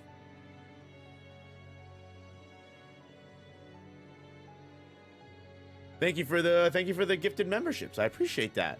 Right on your way out? Well, you're too kind. You're such a nice person. I appreciate that. Thank you for the support, genuinely. Let's see what y'all were working with while I was gone.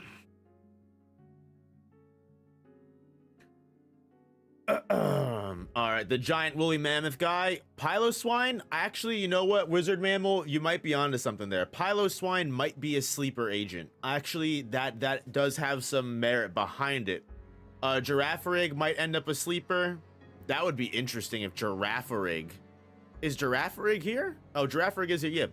Houndoom might be an upset. If Yanma can hurl a house, why can't Skarmory? That's a good point, you know? But we'll have to see. Something about its tail and soul. No, I think you're right, Dion. I think its tail is a little crazy. Now that nobody's paying attention, I got a 44 Magnum revolver, and I can't believe it's a real. Yeah, Magnum revolvers are fucking wild, bro. They really are, dude. Cool guns. Skarmory's a skill bird. No way it can't be lower than human. We'll have to see. Hitmontop might also be an upset. Listen, the other karate Pokemon weren't really upsets. The other karate Pokemon were actually Hitmonchan, I think, was building level, which was meh, but Hitmonlee came in city block to multiple city block. Not that bad. Not that bad.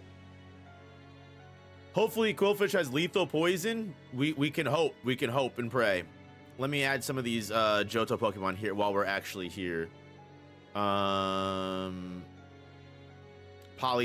was harmless with its Poliwag, Poliwhirl, and then we had the Jumpluff or Hoppip, Skiploom, and Jumpluff. I don't even remember those Pokemon's name, which is crazy. Apom, trash. Sunkern and Sunflora, trash. And then fucking Yanma building level, so random. Yanma is the Raticate. Honestly, Yanma is the Raticate of Johto. Cause like no one saw Raticate coming in at building level either. So like Yanma is the Raticate of Johto. Dead ass, bro. Someone hooked them up. They'd get along very well. But let's see, can Wooper and Quagsire, like, is this a turning point for Johto, or was Yanma really just a random anomaly?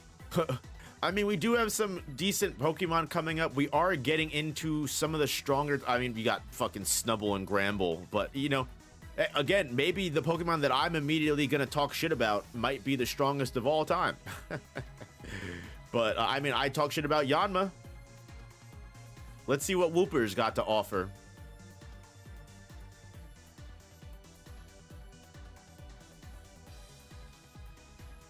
The giant steel centipede guy as well. Yeah, Steelix might have some words for the wise. Water and ground. Oh damn, if this was Paldean Wooper, this would be a different story. Pokemon lives in cold water. It will leave the water to search for food when it gets cold outside. We will be doing Paldean Wooper and the other versions of Pokemon when it comes to, like, when we get to Alola, we'll do Alolan forms. When we get to Galar, we'll do Galar forms. Vice versa. I don't want to do them too early. But you get what I'm saying. However, it occasionally comes onto land in search of food. On land, it coats its body with a gooey, toxic film. Oh shit! When it walks around on the ground, it coats its body with slimy, poisonous film.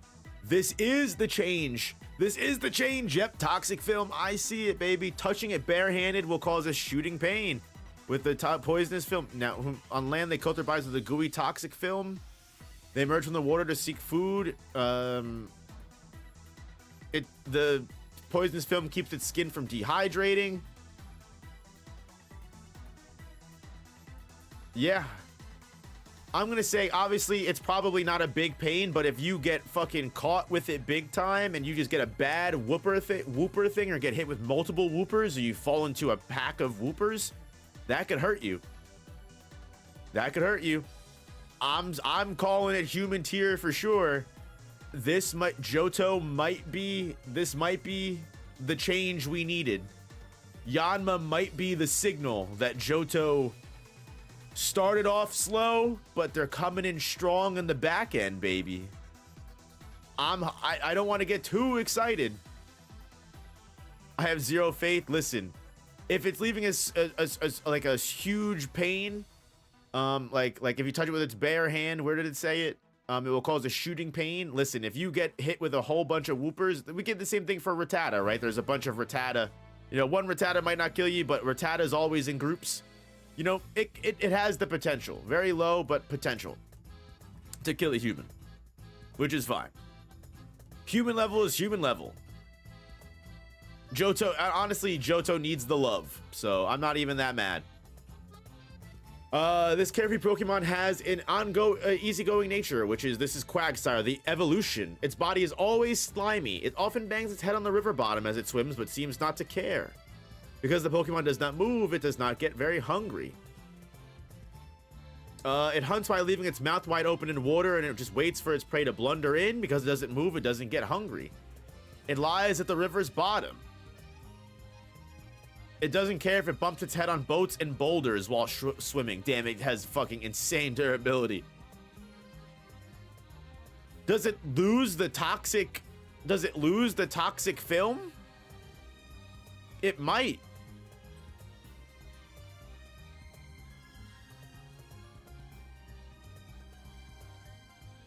It might lose the toxic film. Its body is always slimy. Damn. I mean, we could potentially assume that the sliminess of its body is still the toxic film of Wooper, but it's also completely possible that because Quagsire gets bigger and it can swallow its prey, it no longer needs the toxic film. It evolves out of the toxic film. What do you guys think? What are we thinking here? Should we just give Quagsire human level with Wooper and say that its film is toxic, or should we go and say that its like sliminess is no longer toxic? That's tough to say, honestly. It also never moves anymore. It just waits for its prey at the bottom of the thing. It bumps its head into things on accident because it never moves. Quagsire might actually be a downside. It could still run into someone, and apparently it's as hard as a boat. Maybe it's big enough it can swallow someone. That's crazy to say. Quagsire might actually be a downgrade. From the size, it's human level. How big is a Quagsire? 4 feet and 165 pounds. I mean, it's really not that big. It's really not that big.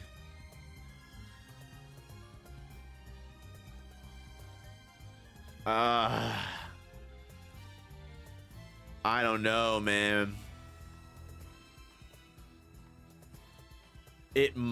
I might be even saying that it actually downgrades. I might even be willing to say Quagsire downgrades to harmless.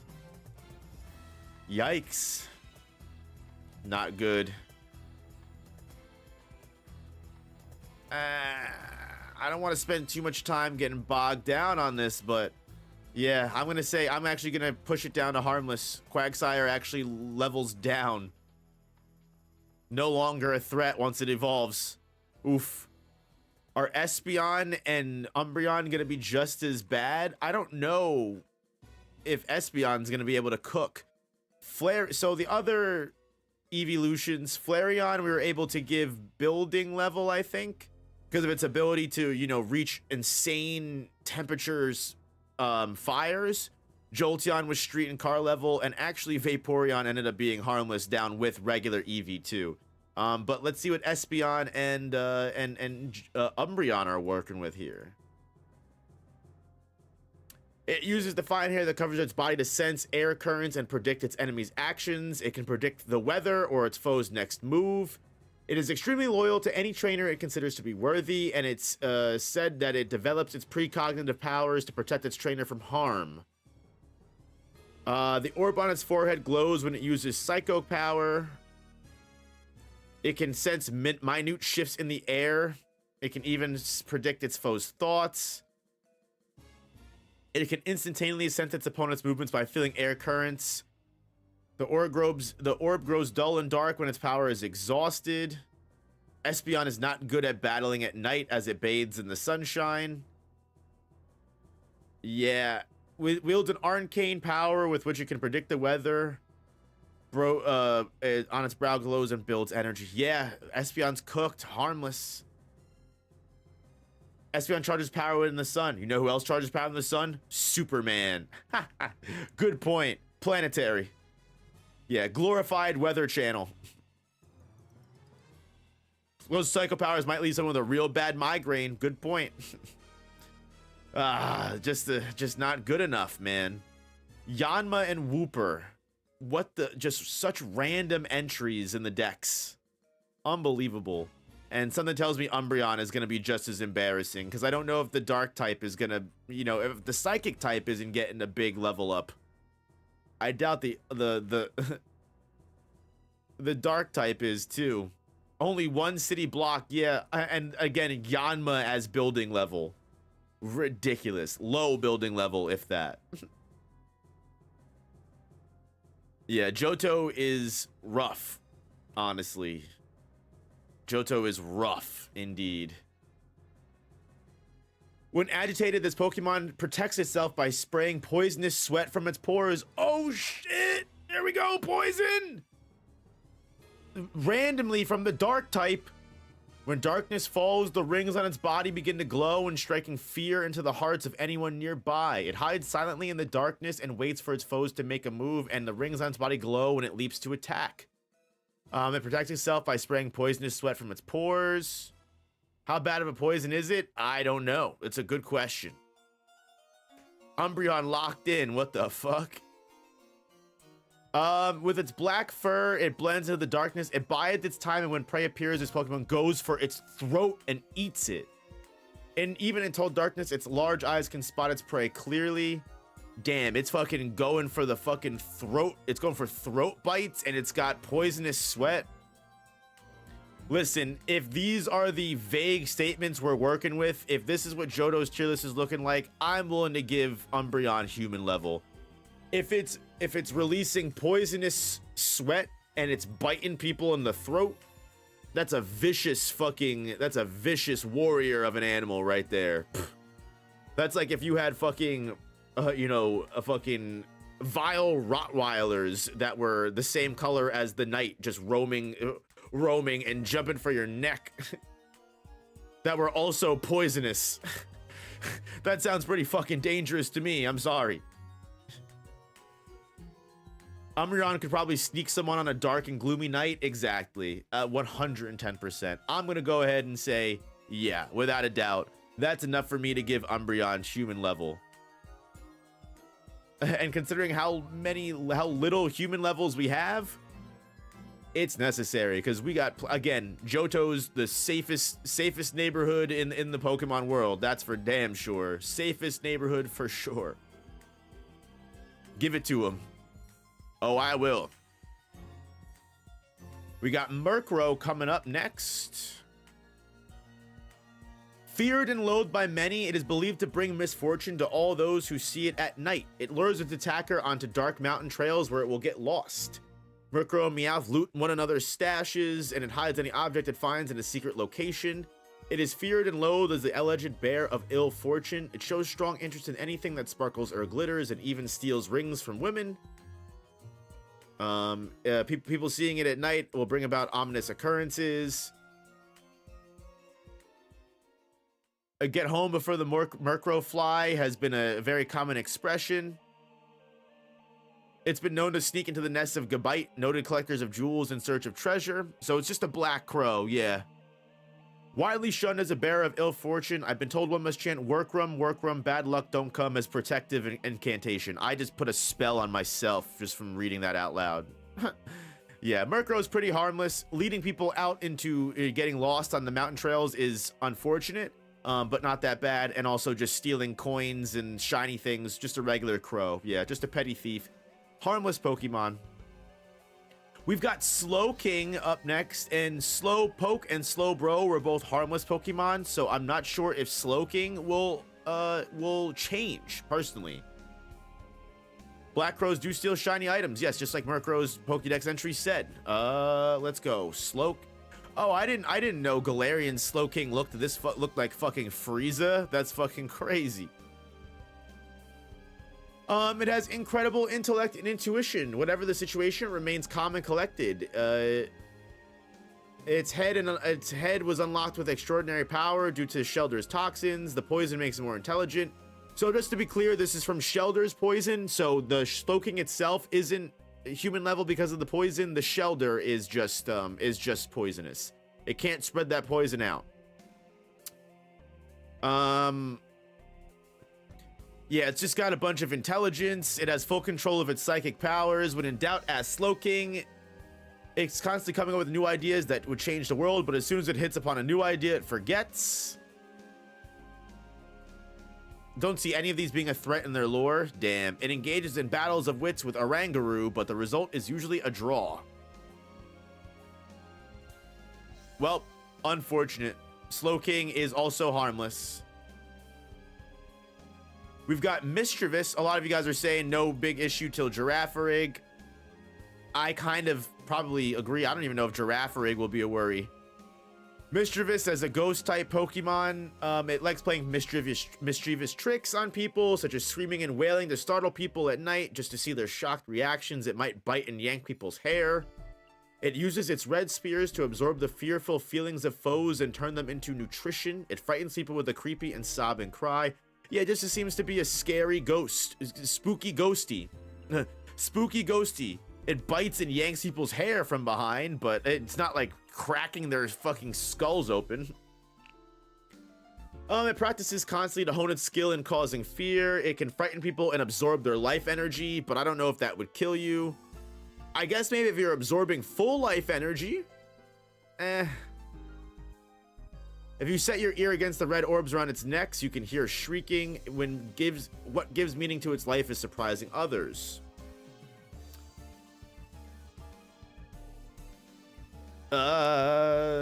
Yeah, I don't know if absorbing, that's not enough for me. That almost is enough for me to give it human level, but I just wouldn't personally. It's almost enough that it absorbs life energy. Maybe if it's constantly stealing life force energy, but it seems like it's gaining humor from making people upset and scary. As it says in its thing, it doesn't really do well with people that don't get scared. So it's not gonna drain life energy from people. Yeah, it doesn't deal well with folks that aren't easily frightened. So eventually, if you're dying, you're probably not gonna get scared too often. And Mischievous probably can't scare you too much. So it's one of those things that it's like a drug that you can't get addicted to. Like, sure, it might be dangerous, but if you can't get addicted to it, then it's not gonna, it could be dangerous, but yeah, you get what I mean. You're not gonna take it in large quantities because it's not gonna, you wouldn't want to. Just like the Mischievous, it wouldn't want to kill someone because it's not gonna want to scare someone that's not getting scared.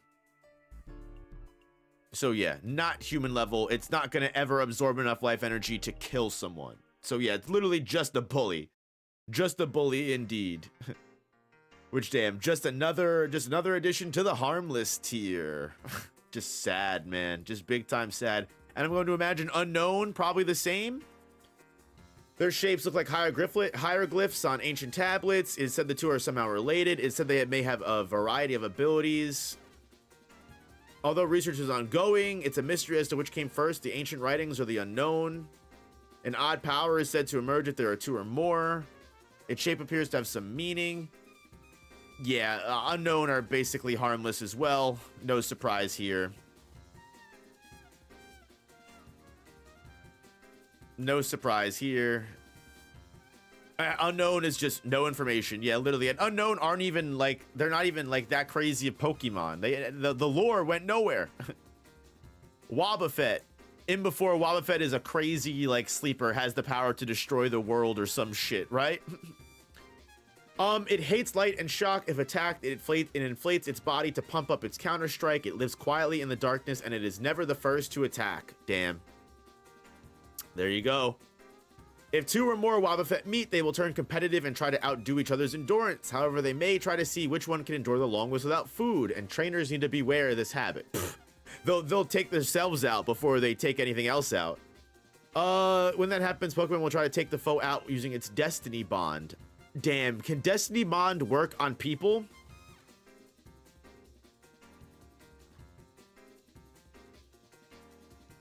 Wobbuffet does nothing but endure attacks. It won't attack on its own, however, it won't endure an attack on its tail.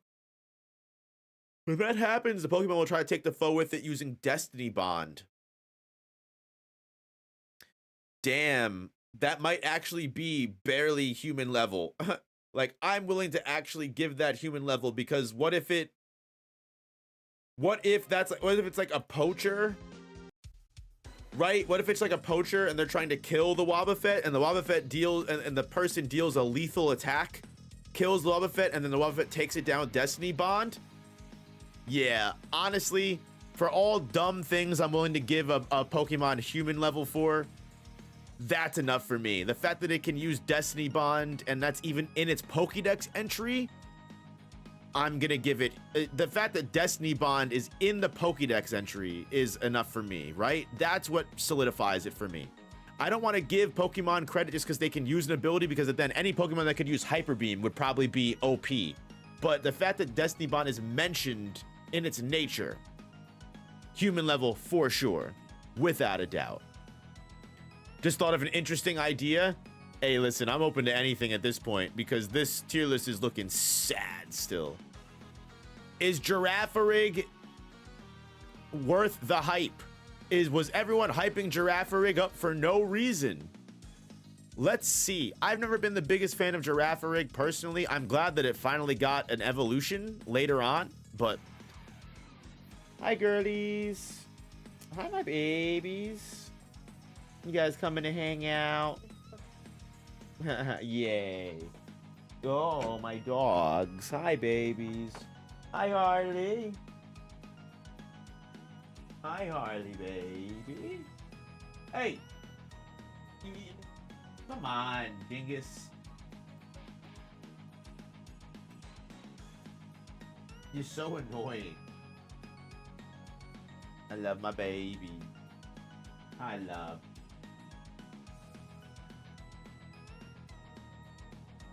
Hold on.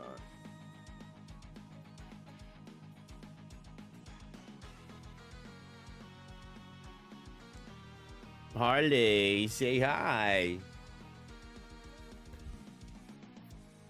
Oh, Sadie, you gonna lay right behind me? Of course you are, because that's the worst possible place you can lay.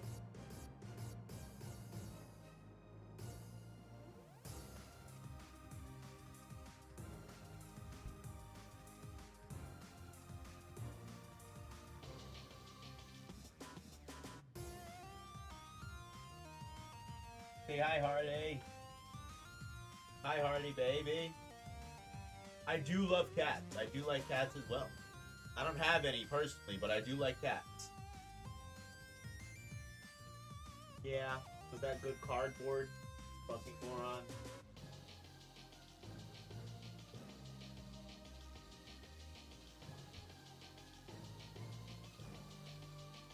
All right, Sadie, just be careful. Don't hurt yourself.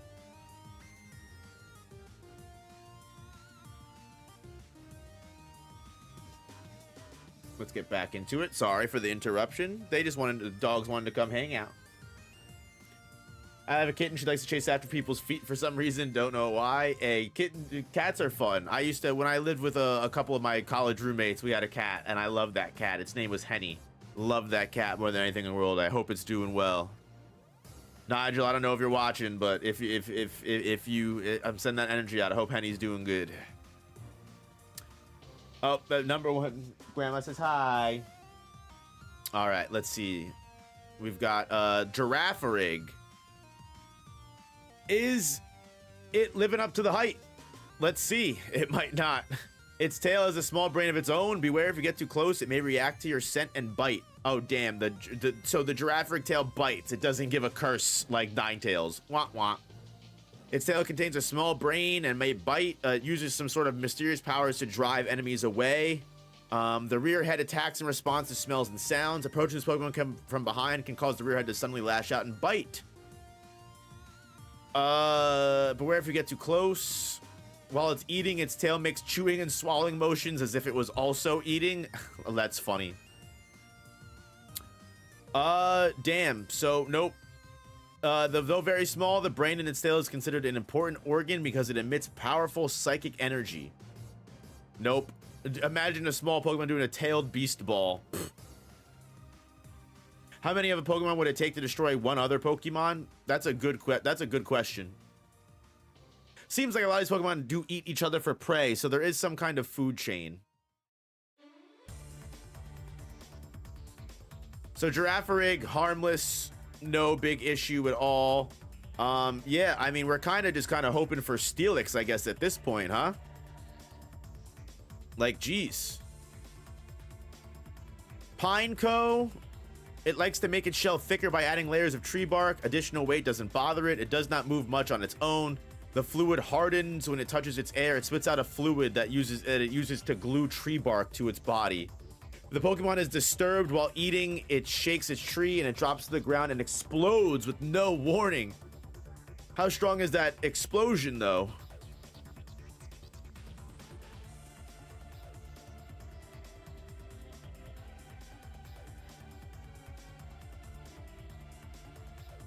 Elderly Pineco are ridiculously huge. I mean, it can explode. It is an explosion Pokemon, and we gave, I will say, we gave Weezing an explosion as well as Voltorb, and Electrode higher levels due to the fact that they could cause explosions. Electrode and Coughing and Wheezing did specifically mention their explosions were very wide range and caused a lot of surrounding damage. This description of an explosion is a lot more similar to Voltorb's description. So I'm actually willing to give Pineco human level. Due to its explosion potentially, killing, a frail or small human or an older human, just like I did to Voltorb. However, Street and Car we gave to Electrode and Coughing and Wheezing just because their explosions were specifically said to be, damaging to their surroundings, whereas Pineco might just be a small explosion like Voltorb. So that's how I'll work this. Fortress might level up to the Street Car level if that's what we're working with. Because other than that, I don't see how else Fortress is going to provide some damage. Its entire body is shielded by a steel hard shell. What lurks inside its armor is a total mystery. It scatters pieces of its hard shell to drive enemies away. The shell is opened when the Pokemon is catching prey, but it does so at such a quick pace that the shells inside cannot be seen. Its peering eyes are all that can be seen of its mysterious innards. Steel Hard is good enough for me because we do have a lot of Pokemon that are leveled up to Street and Car just based on the ability of being able to break steel and hurt steel. So if its steel shell is able to, split apart and like attack people to drive enemies away, I'm willing to give the explosion, Street Car level. But that might be using one of my glazed cards. Because other than that, it seems pretty underwhelming. The steel hard shell is pretty decent though. I'm willing to level it up just based off of that for Street Car. And the fact that it can shoot that steel, it shoots that shit out. I don't know if that's specifically a glaze card. I feel like that's reasonable, but who knows? I could be wrong, right? You guys could disagree with me. Next up is Dunsparce. I'm going to imagine Dunsparce is harmless. They have done nothing with this Pokemon ever. I do not know, like the Dunsparce. Like, why did they do this?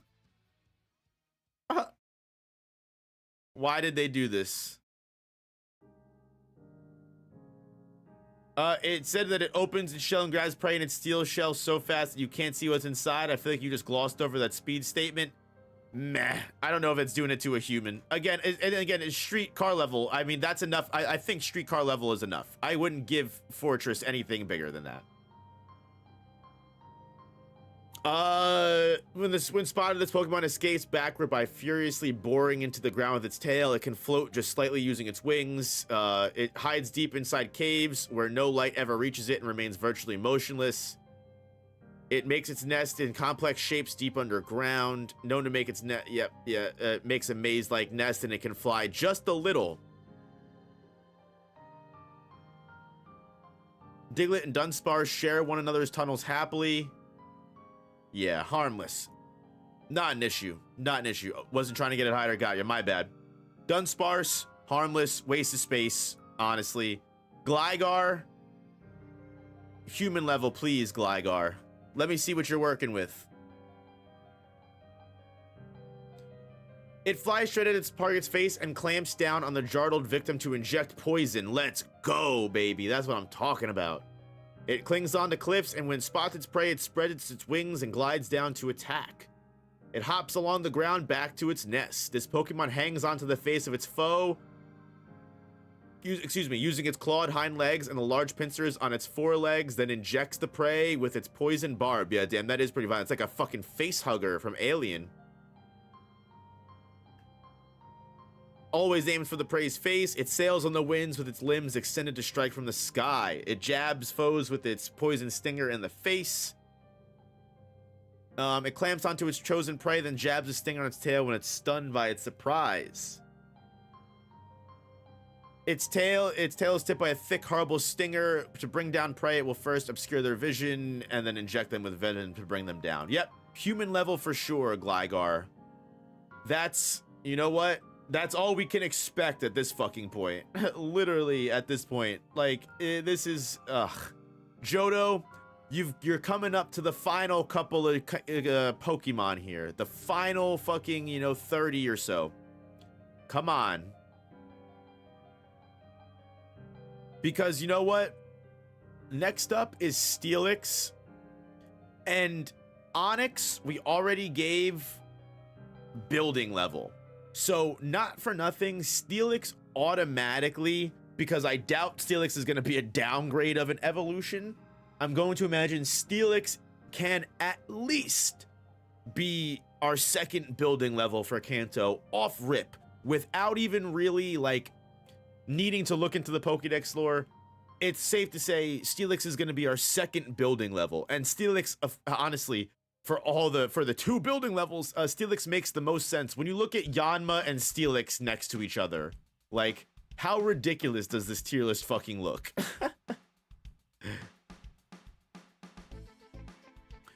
Let's see what you're cooking with, Steelix.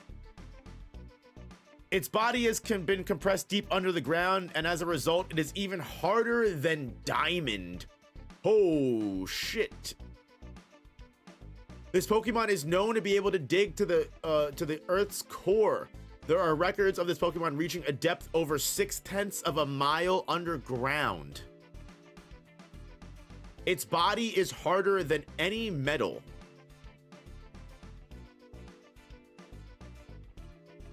It's harder than diamond. It's 30 feet long. It can dig towards the Earth core and reach a depth of 0.6 of a mile underground. It's harder than diamond.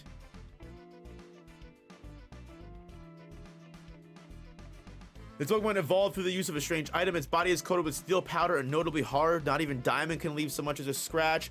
It chews its way through boulders with sturdy jaws. Yeah, I'm willing to say, yeah, potentially city block. It's harder than diamond. It's 30 feet long, so it can just whip its tail around. Harder than diamond. It's crunching boulders with its jaws. Yeah. It can dig itself to the earth. I'm gonna go ahead and give it city block. I'm gonna go ahead and give Steelix a level up to city block without a doubt. I think Steelix could definitely be an issue for an entire city block. An entire neighborhood would have a Steelix issue. Like, if you have a Steelix problem, it's not just a building or multiple buildings. It's a city block to multiple city block issue. Steelix was always going to be high, though. I need to see my Granbull stocks pay off. Hey, listen, you're right. You know what? Like I said, some of these are already guaranteed to be, you know, like I said, Onyx was already building level from the beginning. So he did kind of have that going for it, right? You know, there was that indeed. Gotta be completely honest with you on that one. Got Apom. All right, so we got Wooper in human. Quagsire, unfortunately, goes down to harmless. Espeon, harmless. Umbreon was human level. Murkrow was harmless. Slowking was harmless. Mischievous was harmless. We got the Unknown and harmless as well. Wobbuffet, again, funnily enough, was human level because of the Destiny Bond. You've got Pineco as human, Fortress as steel or car. Gligar was human level for sure. Dunsparce was harmless. And then you got Steelix as the next Johto City block. All right, so we're kind of coming out a little bit more further here. Again, Johto really has not added any heavy hitters at all. Like, no town, city, or mountain levels have come from Johto at all. The highest we've gotten are 2 city blocks. And honestly, we've got 1 city level, so yeesh. Still waiting for Mag Cargo. Hey, look, coming soon. Granbull, you know, Snubbull and Granbull are up next. So maybe Granbull's got some crazy shit working towards it. Quillfish might be human. Gen 3 is the power level spike. I completely agree. I think we're gonna very soon find that being the case next stream. Although it looks frightening, it is actually kind and affectionate. It's very popular among women. Many women like to frolic with it because of its affectionate ways. It growls eagerly in order to hide its fear from the opponent. Snubbull sends smaller Pokemon scurrying away in terror. However, this Pokemon seems a little sad at making its foes flee. Yet, doesn't seem to be much of an issue. Despite its intimidating face, it's quite cowardly. Its desperate attempts to appear threatening make it popular with people. Its laid-back Pokemon tend to sleep half the day. You're selling, gang. You know what? Snubbull might be... Granbull... I had a feeling Snubbull would be harmless, but Granbull might step up. Granbull might actually be the step up, okay? Don't count us out yet. Oh no, cooked. It is actually timid and easily spooked. If attacked, it flails about to fend off its attacker. It said it flails about. The bite is powerful, but how strong is the bite though? It's a coward. Damn. The enormous fangs are heavy, which causes its Pokemon to tip its head back. Unless it's startled, it will try not to bite indiscriminately. It flails about to fend off its attacker. It will strike with its huge fangs, and it has a powerful bite, but how powerful is that bite?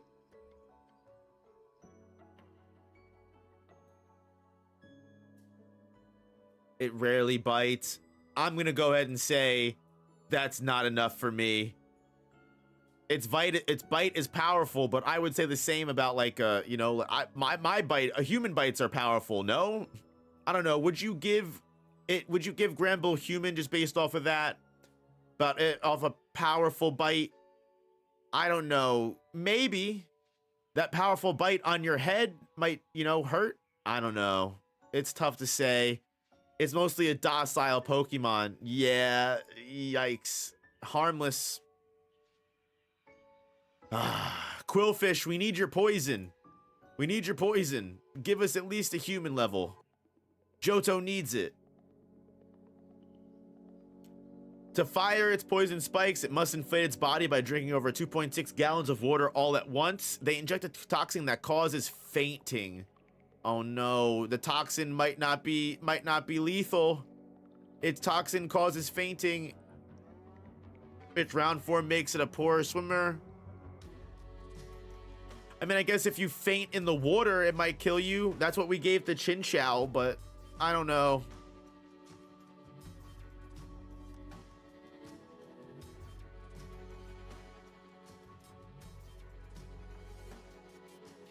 Hisuian Quillfish seems to be a little bit stronger. It says it sprays poison from its spines everywhere. The different version of Hisuian Quillfish.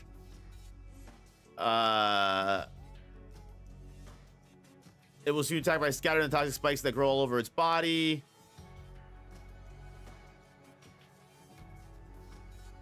At least 5 people die eating fugu a year. I'm willing to say I guess it could be human level, because I guess if it knocks you out, if it not causes you to knock out and unconscious, that could be a problem, especially if you're in water. I'm willing to say again, this is a glaze card for sure. I'll push Quillfish up to human level. It probably might not be enough, but I'll use a glaze card to push Quillfish up to human. It could paralyze your lungs. No, listen, yeah, I'm willing to say Quillfish is just barely the lowest level of human you could possibly get, but it's human level. Thankfully, we have Scizor coming up, which Scyther was already capable of slicing through streets and cars, so we at least know Scizor, which I doubt, like Politoed, is a downgrade, is probably at least a street and car level Pokemon. So at least we can give it a tier higher than fucking human, bro. So let's see, maybe we can push it even higher. Scizor, I like Scizor personally as a Pokemon. Scizor is one of my favorite designed Pokemon just in general. So I'm rooting for you, personally, Scizor. Rooting for you big time here.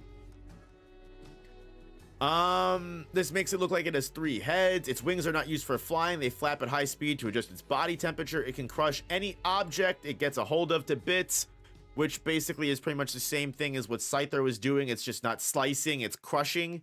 So honestly, it might not level up. Mega Scizor might be better. Yeah, we'll get to Mega Scizor when we get to it.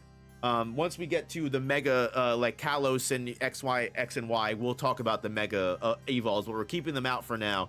Gotta take off for a film. Mario, thanks for popping in. Always appreciate you. Have a good rest of your night and wish you the best of luck. A Scizor has a body with the hardness of steel. It can crush any object it gets a hold of. Not phased by ordinary sorts of attacks. Its metal body would become too hot and melt in the heat of battle, so it uses its wings to adjust its body temperature. Its heavy pincers are more suited to smashing enemies than grabbing them. It will continue beating an enemy with its steel hard pincers till there's nothing left. A single swing of one of these pincers can crush a boulder.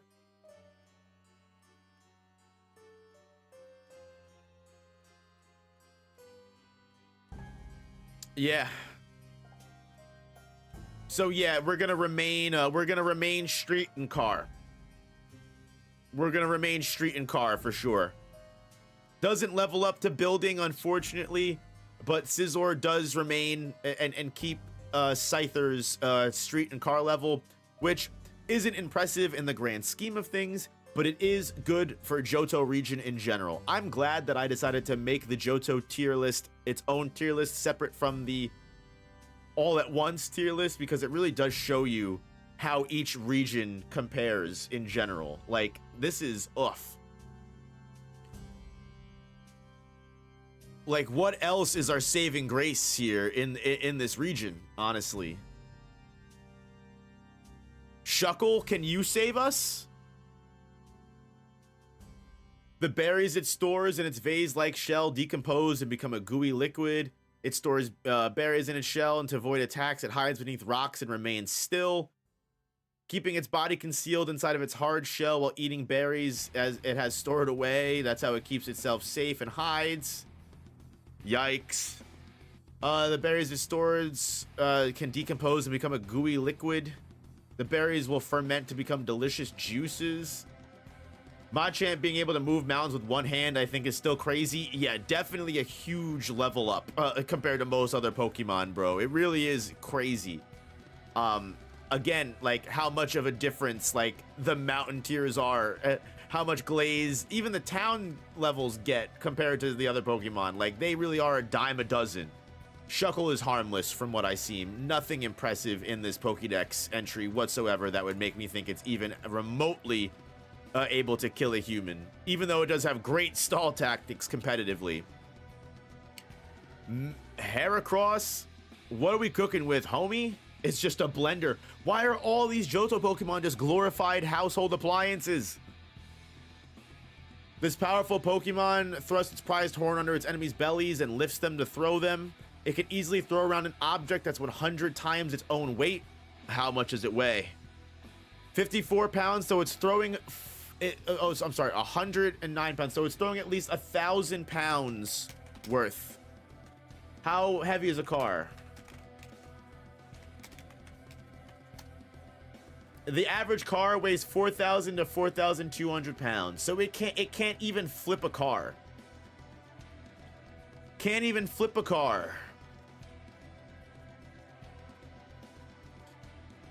Yikes. It's strong enough to hurl foes. It's completely clad in a steel hard shell. They're planted firmly into the ground of the bark of a tree to forcefully fling away foes. 1,000 pounds is like a large bear. Yeah. No matter how heavy its opponents, it flings them far away. Now that's different from 100 times its weight. Well, okay, it can easily throw an object that's 100 times its weight, but actually, according to Black and White 2, no matter how heavy the opponent, it flings them far away. Its biggest rival is Vikavolt, which is always fighting. Although it boasts fantastical physical strength, it's not good at flying. It can lift things 100 times heavier than itself with no trouble at all. It's capable of throwing several people trained in the traditional arts of war at once. I'm going to actually say that that is enough for me to give it street to car level. If the 100 times its weight is easily and the weight of its opponent does not matter at all, I'm at least willing to level it up to street and car level. I'm at least willing to level it up to street and car level. And that's because if you lift something up, throw it high up into the ground and it falls, it could break a street. So yeah, I think Heracross deserves street and car.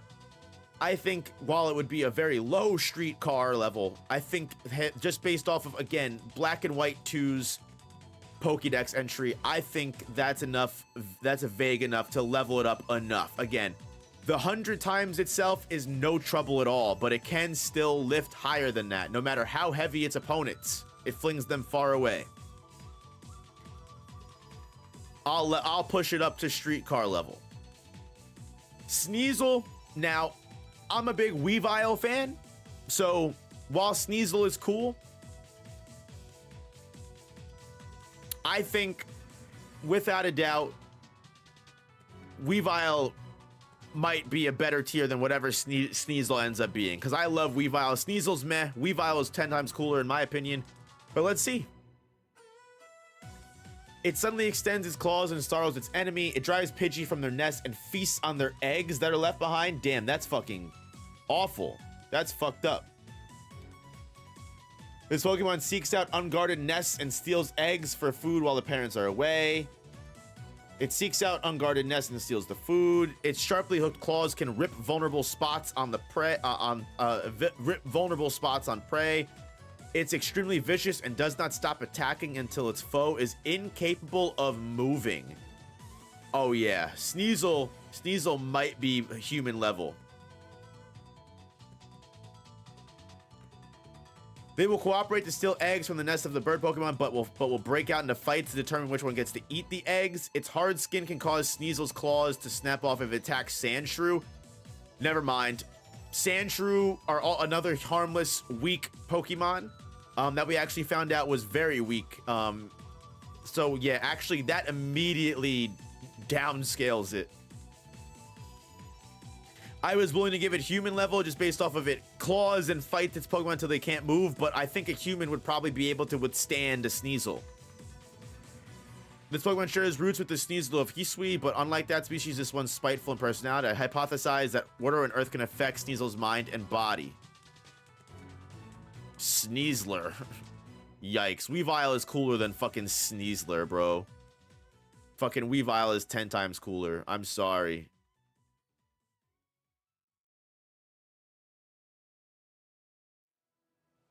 Hisuian Sneasel actually is poisonous, so that might level up, but yeah.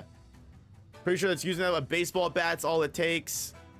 I mean, if its claws are breaking against a Sandshrew, that makes me think it's probably still wild. They make you ride it. So like that's what makes me think it's not hurting humans. It might be able to hurt Pokemon, but if its nails are breaking against a Sandshrew that I'm pretty sure was regarded as soft and harmless in Kanto's Pokedex, yeah, I don't think, I think that's what hurts it. Hisuian Sneasel does seem to have poisonous claws, so Hisuian Sneasel does level up, but we'll get to Hisuian Sneasel when we get to it. I might be completely mispronouncing Hisuian or Hisuian, so don't get mad at me. But yeah, Sneasel's harmless. Regular Johto Sneasel is harmless, sadly. Again, I was almost gonna give it human level, but again, you can blame the fucking awful Pokédex entry that says its claws snap off against Sandshrews. Ultra Moon. Blame Ultra Moon, not me.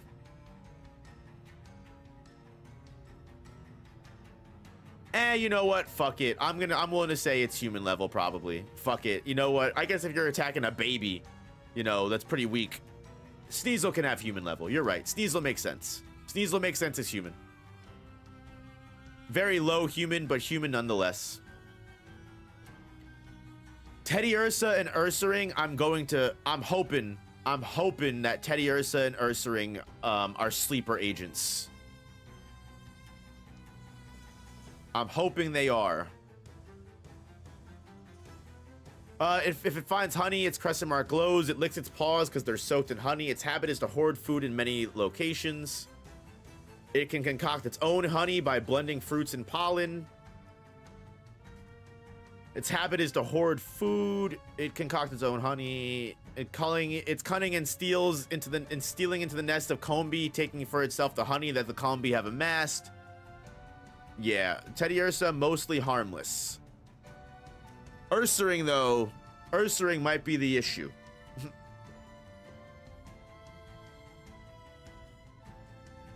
Ursaring, come on, baby.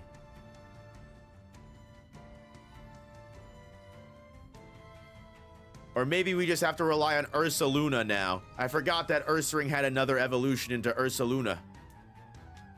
So maybe we can't rely on Ursaring, but we can rely on Ursaluna. I think it's just a bear. It prefers to snap trees with its forelegs. Damn, it can snap entire trees. It is said that there are many streams and towering trees where they gather food. This Pokemon walks through its forest gathering food every day. It's a good climber, but it prefers to snap stout trees with its forelegs to eat fallen berries. It unfailingly finds all food buried deep underground.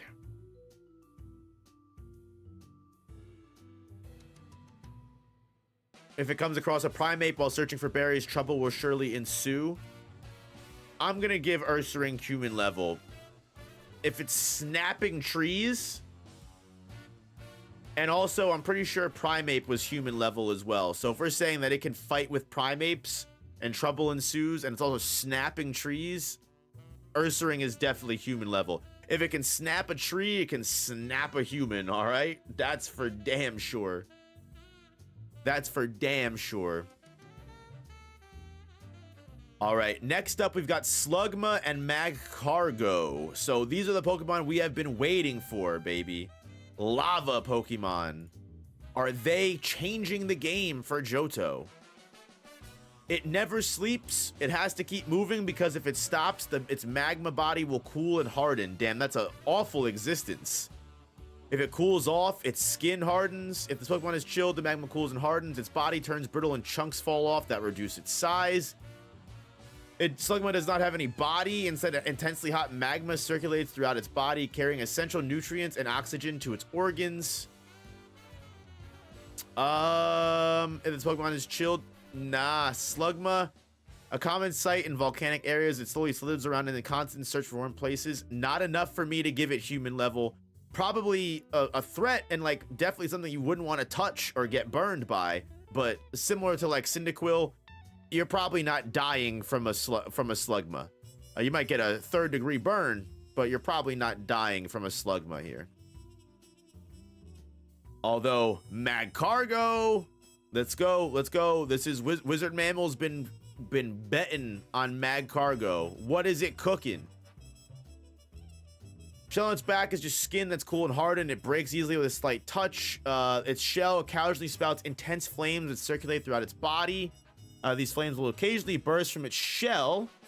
Its body temperature is approximately 18,000 degrees Fahrenheit. I think that is the hottest Pokemon so far. That is the hottest Pokemon so far. Hotter than the surface of the sun. So what is the hottest? So it would even be able to melt Rhydon, who's able to withstand 3,600 degrees. People ran the math on Magcargo, and the energy generated from the 10K Celsius is a city block. Holy shit. So yeah, I mean, that kind of heat, it's definitely being able to melt through a whole ass building. And the flames can occasionally burst from its shell. Water is vaporized on contact, so you can't even fucking do that. If it's caught in the rain, the raindrops will instantly turn to steam and cloak the area in a thick fog. City block just by existing. Yeah, that's like, yeah, I definitely think I agree with that. I want to put it in like building level, honestly, just because Magcargo's size isn't that large. And if the flames are that hot, even though it's bursting from its back, yeah, Magcargo is 2 feet, and even though it's bursting flames, the range probably isn't that much. But I'm going to imagine that just based off of presence alone, it's 18,000 fair. Yeah, city block I think is a reasonable argument. Just by existing, like Dion said, just being around Magcargo is like being around the fucking sun. So I don't want to glaze Magcargo too much, but like, because obviously Magcargos are able to exist on the Earth. Obviously, them existing isn't enough to burn the entire planet to ashes. And people have Magcargos in town, so I don't want to say that. But yeah, so city block I think is a justifiable position for Magcargo to hold. And it will never not be funny to me when these awfully terribly used in competitive Pokemon end up in like such high tier vicinities of these tier lists. Like fucking Magcargo is such a bad Pokemon in Pokemon battles, yet here it is ranking above almost what 75% of Johto's region when it comes to lore. Fucking ridiculous, bro. Like, just like the kind of Pokemon that get this high is fucking insane to me. Like, let me just kind of put these Pokemon down here. Like Snubbull. Did we give Gramble human level? We didn't. No, harmless.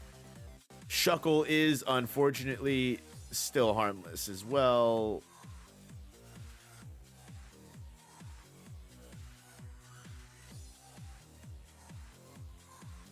We gave Quillfish human. We were able to give Scizor Street Takar with Scyther. Heracross Street Takar as well. We gave Sneasel human. Teddy Ursa's harmless. Ursaring was human. Harmless. And then City Block. The fucking level up from harmless to fucking City Block is ridiculously OP. Like, even from Kanto to Johto, look at just some of these Pokemon compared to what's below. Like, it's crazy. Now, I have been kind of thinking that Swinub and Piloswine might be low-key big heavy hitters in the sleep department. So maybe I'm right, maybe I'm wrong. I feel like Piloswine might be a problem. Swinub might, but Piloswine might be a big issue. It rubs its snout on the ground to find and dig up food. It sometimes discovers hot springs. It can dash headlong off to find the source of the aroma when it smells something enticing. Its nose is so tough that even frozen ground poses no problem. All right, so it's able to destroy the ground and break through the ground. I think that's justifiable enough to give it street level. Even though it's frozen, so that might make it a little bit more fragile, but hey. Rooting the tip of its down to the ground, it searches for food. Sometimes it even digs up a hot spring. If it can dig up a... Yeah, I'm actually, like I said, Swinub street car level. It can dig up an entire hot spring and fucking push its nose through the ground. Like a regular ground type, like people like Diglett and Dugtrio and all the other ground types that we gave, I think that's reasonable enough to put it on street car level. Just based off of its ground type narrative and the fact that its nose is tough enough to break through the ground itself and dig up hot springs. Street car level. Problem. Definitely a problem indeed. Will Piloswine level that up though? It remains to be seen.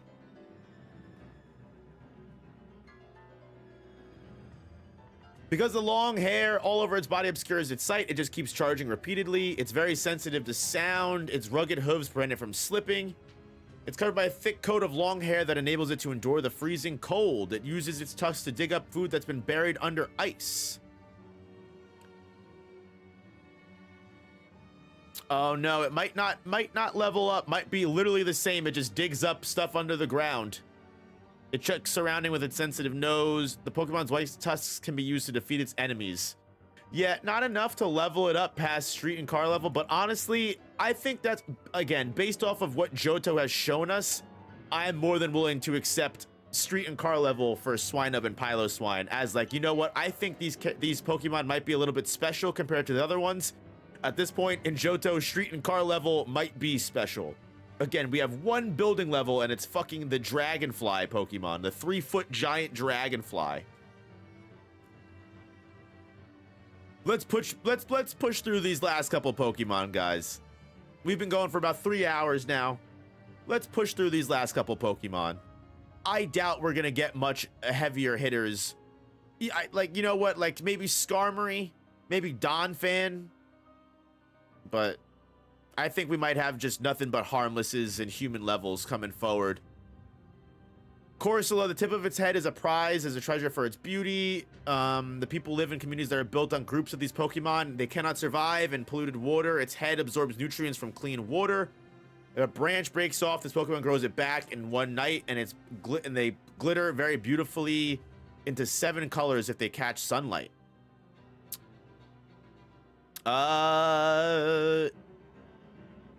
Clusters of Corsola congregate in warm seas where they serve as ideal hiding places for smaller Pokemon.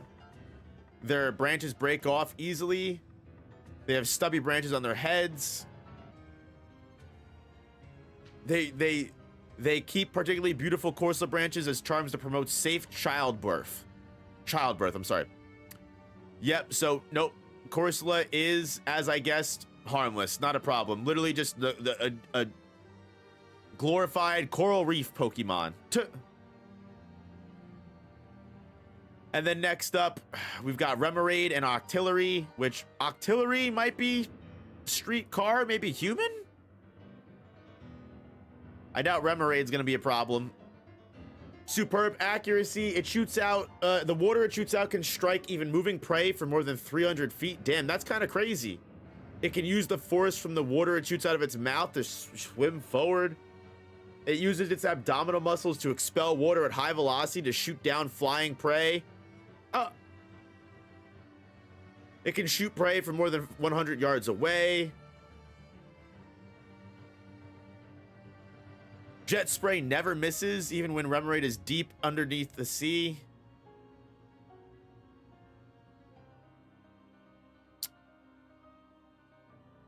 Captures Burmy by shooting them down off the branches from which they dangle. Is that enough to make it human level? I mean, that's a fucking far and accurate water gun. I don't know if it's powerful enough to kill a human, though. Maybe if it shoots you in the eye, it might hurt a lot. But, yeah, no, I think Remoraid is mostly harmless. That's actually, like, I got close. That lore almost leveled it up. I was like, oh, shit, maybe we got something here. But no, unfortunately not. Also known as the Sniper of the Sea. That's it. That's some solid aura for Remoraid, though. Towards the throat of a human, I don't think so. I don't know if it's shooting the water that hard. It traps enemies with its suction cup tentacles and smashes them with its rock hard head. That is probably enough for me to give Octillery human level. Mac Cargo is Pokemon Jogo he slept on. You know what, Mac? You're honestly so right with that. That's kind of crazy. The Pokemon tries to immobilize it before delivering its finishing blow after grabbing onto its foe using its tentacles. If the Pokemon turns out to be too strong, Octillery will spew ink to escape. Its suction cups grip prey tightly, and it lives in the gaps of boulders and in holes on the sea floor. It ensnares its foes with suction cup tentacles before delivering the finishing blow. I think the rock hard head means it could probably break you know, if you get hit with a rock, you're getting cooked, you know? While Artillery still shoots water from its mouth, the drastic anatomical difference between it and Remoraid meant that for a long time, no one believed the former evolved from the latter. That's funny. Yeah, I think the rock hard head is enough for me to give Octillery human level, but nothing higher than that. Nothing higher than human level. Which again, the amount of human levels in Kanto, like Johto doesn't start until here. So like Kanto has so many human and so many street and cars. Like Johto just has nothing, bro. Johto ain't got shit, and we're almost at the end. Delibird, let's go Delibird. Are you planetary? Are you secretly just like a region destroyer? Honestly, I feel like Delibird might be. It carries food all day long. There are tales about lost Pokemon who are saved by the food end. Just a glorified food bank? God damn. How did Chikorita get so many votes? Honestly, I have no idea. 7%'s kind of low though, so let's relax. Let's hold up a little bit. There was a famous explorer who managed to scale Mount Everest just thanks to a Delibird sharing its food. A Delibird literally is just Uber, bro. Another glorified fucking modern appliance. What's with Johto, dog? When someone's lost in the mountains, it shares food. There was once a famous explorer who managed to reach the peak of the world's highest mountain thanks to one of these Pokemon. The Delibird in Alola seemed to withstand the heat to a certain extent. There are tales about it. Yes, scoundering for more food, sharing food with lost people in the mountains. Yep, Delibird is fucking harmless. Ain't nothing but a G-Thang baby. Mantine? Maybe Mantine? Maybe because can it fire the Remoraid like fucking torpedoes? Let's go. Mantine actually tank level? As it majestically swims, it doesn't care if Remoraid attached to it for scavenging leftovers. It may fly out of the water and over the waves if it builds up enough speed.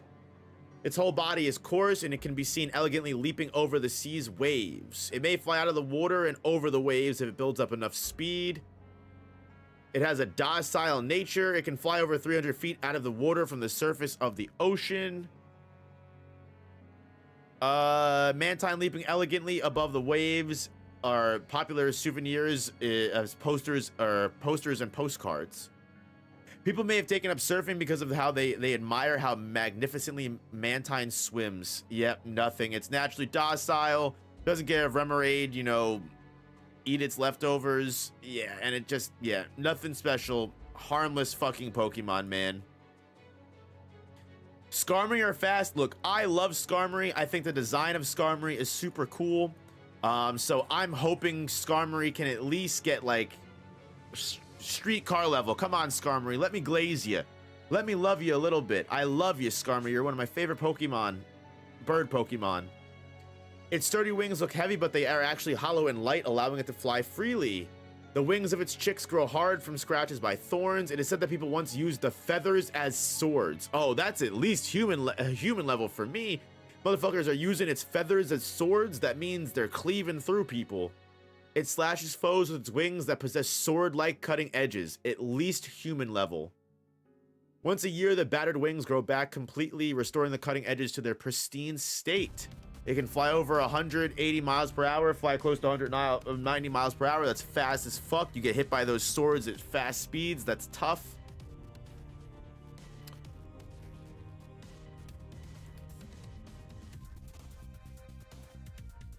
On rainy days, this Pokemon prefers to stay put in its nest. The pointed feathers of the Pokemon are sharper than swords. Skarmory and Corviknight often fight viciously over territory. It can be processed and made into knives whose sharpness is recognized by the finest chefs. Damn. Would we say its speed makes it street and car level if it's going that fast? Swords that are going 185 miles per hour, like that's what I mean. Like that, I feel like a sword going that fast might be street car level. Am I wrong in assuming that? Probably give it car. Yes, and they're sharper than swords. Yeah, definitely street. Let's go, baby. Slice right. That's what I'm talking about. Yes, I needed that. Skarmory, you gave me what I needed. Thank you, Skarmory. At the very least, please. Thank you. Thank you for being street car level. Like, golly. It's all I can ask for in this day and age now. It's crazy. Unreal, guys. Like, jeez. All right, man. Houndoom, what you working with? Fire types have potential. As long as their Pokedex entries play ball. It uses different kinds of cries for communicating with others of its kind and for pursuing its prey. They check each other's location using barks that only they can understand. No, this Pokemon's remarkable teamwork is simply unparalleled. It works in a pack to cleverly take down prey.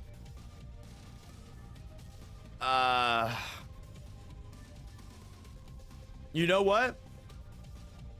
Maybe we can give it the Rattata, you know, the Rattata glaze, because Rattata always attack in packs. If you get mauled by a pack of Houndour, you're probably dying.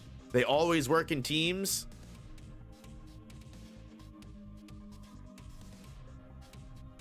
I'm willing to give that human level, just because if you get attacked by a pack of Houndour, that's probably not good.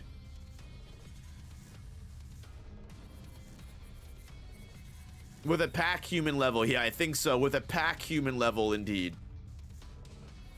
And they're always in packs, according to the Pokedex entry, so I think that's fair to say. If you are burned by the flames it shoots, the pain will never go away. Damn, the pungent smelling flame that shoots from its mouth results from toxins burning in its body.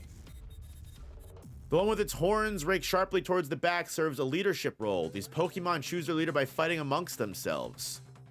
Long ago, people imagined its eerie howls to be the call of the Grim Reaper. It's not only is its flame, the pain never going away, it's toxic flame. So yeah, I think pretty safe to say, if you thought the Houndour human level was Glaze, the Houndoom is definitely human level certified without a doubt. I don't think you can fight against that, at least. Definitely an upgrade. And a guaranteed human level, as opposed to Houndour is like needs a pack, right? So I think that's big time. Now Kingdra is up next, and compared to Seadra actually leveled up, I think, significantly. Seadra went from harmless to street to car level, actually, based off of the Seadra Pokedex lore. So not for nothing, I'm going to imagine that Kingdra is already street car level, guaranteed. right? Without a doubt, I don't see Kingdra being a downgrade. I highly doubt that will be the case. So Kingdra easily street to car level. Just like Scizor definitely levels up on its own. I think the only Kanto Pokemon that levels up from I guess you have Espeon, Umbreon, but yeah, because Crobat fails here too. But Kingdra, Scizor, Steelix, big levels up. But let's see what Kingdra's working with Pokedex wise. Again, we can at least give it street car level. It said that it usually hides in underwater caves. It can create whirlpools just by yawning. Oh my god. It is said to cause tornadoes as it wakes. Oh boy. Yeah, the yawning of this Pokemon creates spiraling ocean currents. It sleeps on the seafloor, but is otherwise devoid of life, and when a storm arrives, damn, it is said to cause tornadoes. Yep, at the very least building level, I completely agree with that. I'd argue City Block. I could see that argument. Let's keep reading. It creates a huge whirlpool that can swallow even ships. Oof. The ships, you know what? Creates giant whirlpools every time it moves. It's said to cause tornadoes. It stores energy by sleeping at underwater depths that no other life form can survive. When a Kingdra and Dragonite meet, a fierce battle ensues. Scale ship of those Pokemon have such a splendorous gleam to them. They've been given to royalty as gifts. It can sink ships and it creates tornadoes. Yeah, you're right. You're right. Kingdra levels up to City Block without a doubt. It's creating whirlpools that can sink entire ships. It's creating full tornadoes, giant whirlpools just from yawning. Yeah, okay. Yeah, I think you're right. Yeah, City Block indeed. You're right. Probably multiple buildings to at least a small neighborhood's probably getting cooked by a Kingdra whirlpool or a Kingdra, or a Kingdra tornado. You're definitely right on that. Which, hey, let's go. You know what? Seadra, you know what? The Horsey line be leveling up. Horsey starts out harmless, levels up to street and car level by Seadra, and then by Kingdra, it's City Block. Let's go. Okay, you love to see it, honestly. You do love to see that. We also have Swinub and Piloswine getting street car level, which is nice. Remoraid is harmless. Octillery was human level, right? Yep. And then Delibird was harmless. It was a glorified Uber. Mantine was harmless. Skarmory street car, thank you. Houndour, human. Houndoom, human. And then Kingdra leveling up to City Block. Let's go. It's the small victories when it comes to Johto, Literally, it is the small victories. No town levels or mountain levels, but we've got multiple city blocks. One fucking building level. But hey, listen. Johto's doing its best. Johto's trying.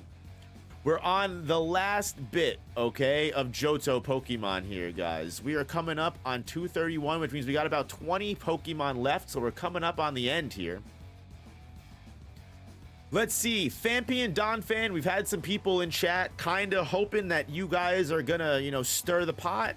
We did have a Rhyhorn and Rhydon at town level and mountain level, so maybe Fampi and Donphan can meet that level of power. It swings its long snout around playfully, but because it's so strong, it can be dangerous. As a sign of an infection, it bumps with its snout. However, it's so strong it can send you flying. During the deserted morning hours, it comes ashore where it uses its trunk to take a shower. Damn, so at least human level, it's sending humans flying. So if you get sent flying and you land in a bad spot, you're dead. It's dangerous to humans. Vampys are definitely at least human level. It can easily pick up and carry an adult human on its back. Even the young are very strong.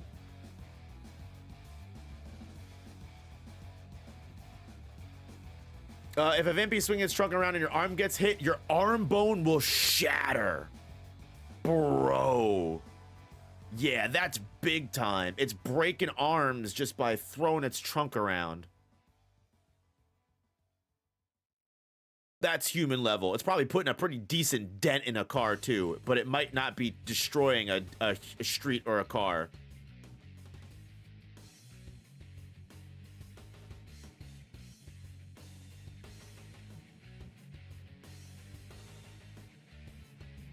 Heracross could be building level. Actually, yeah, I think I did that math wrong. You're right, Blaine. Yeah, I think you're right. I think Heracross should be building level. You're right. I did that math completely wrong. 100 times its weight is like 11,000, and that's just yeah. I think building level. You're right. Yeah, building level makes sense. Thank you, Blaine, for bringing that up. I would have missed that. I don't know what math I did. I think I times it by 10 instead of 100. Oops. Yeah, that is actually, yeah. So actually, we do have our second building level, and it's funny that it's the other bug type.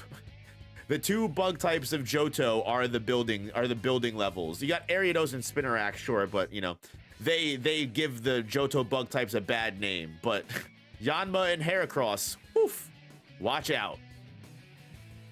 Blaine said, thank you, I feel vindicated. No problem. I'm glad I saw that message, because I would have looked pretty fucking stupid without it.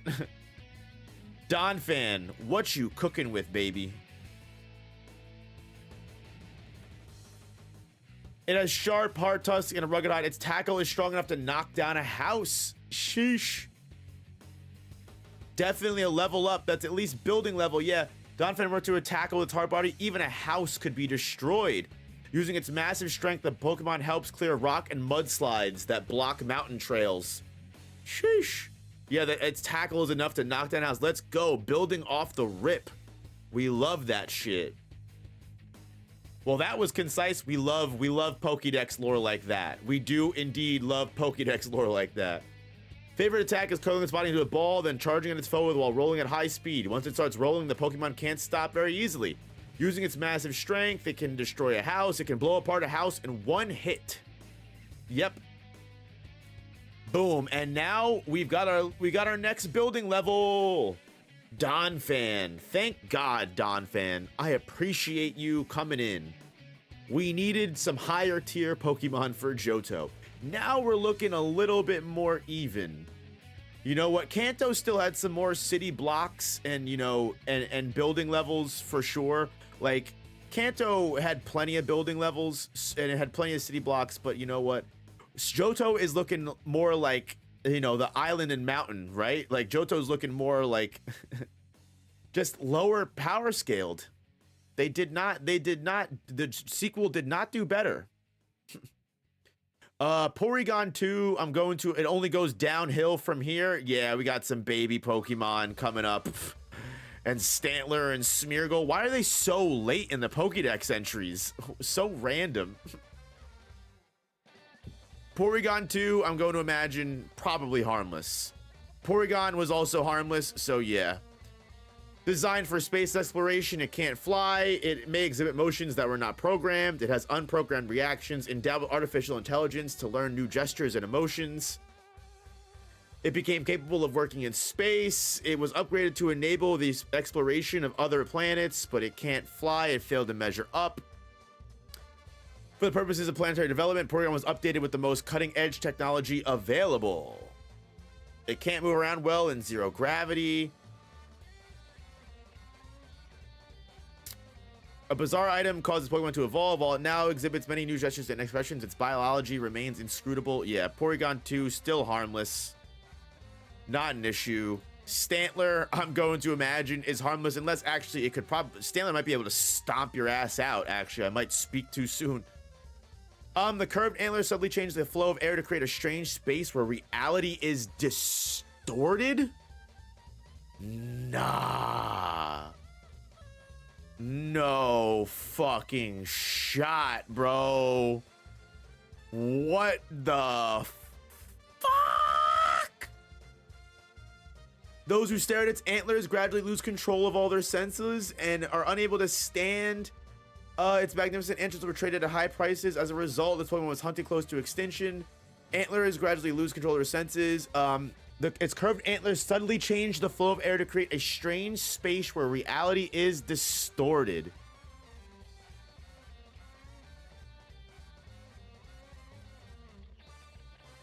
This Pokemon apparently used to live in much harsher environments, and thus it once had stronger psychic powers than it does now. Oh my god, it's a sudden reality warper. What do we do? Where do we put it?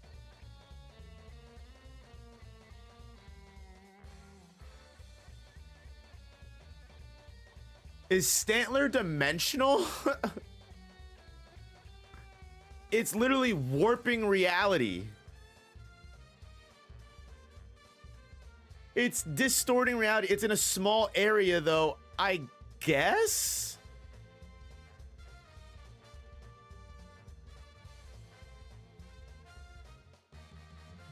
I'm kind of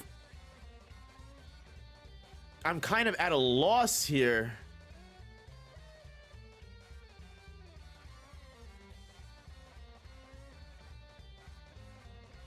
I mean, technically speaking, it can literally distort reality. Like, it doesn't matter how what level, what amount of space that's being distorted, it's still distorting reality. Like, if Stantler puts anything between that space, it's gonna get warped and fucked.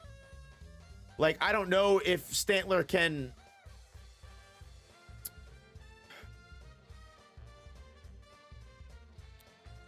Fuck it, dude. Stantler gets dimensional level. Fuck it, dude. We're just going full balls to the wall. Stantler is a reality warper. It's just how it works. Stantler is a reality warper. Stantler can warp dimensions, warp reality, actually fucking ridiculously insane. I mean, staring at its antlers creates an odd sensation as if one were being drawn into its center. There's a reason why Stantler was hunted into extinction, bro. So fucking random. Look at that. Look at the amount of fucking... Look at the space in between that. Why, bro? This is crazier than Yanma. Like, Yanma, I was like, what the hell is Yanma gonna do? Oh, it's building level. That's crazy. I said, what the fuck is Stantler gonna do? And it's it's warping reality. Unreal. It's durability negging. Yeah, that's what I mean. It's basically anything that goes into its, you know, in between the antlers is gonna get warped. So that's why I'm willing to give it actual dimensional level. It fucks with reality itself. Fucking A, bro. Does this count as glazing? Maybe, but I doubt I'm gonna glaze anything else for the rest of this line. So if that is my last glaze card, I'm fine. What the fuck, bro? How does that even... Why does that even make sense? Like, Jesus. Fampy was human. And then Donphan went all the way up to building.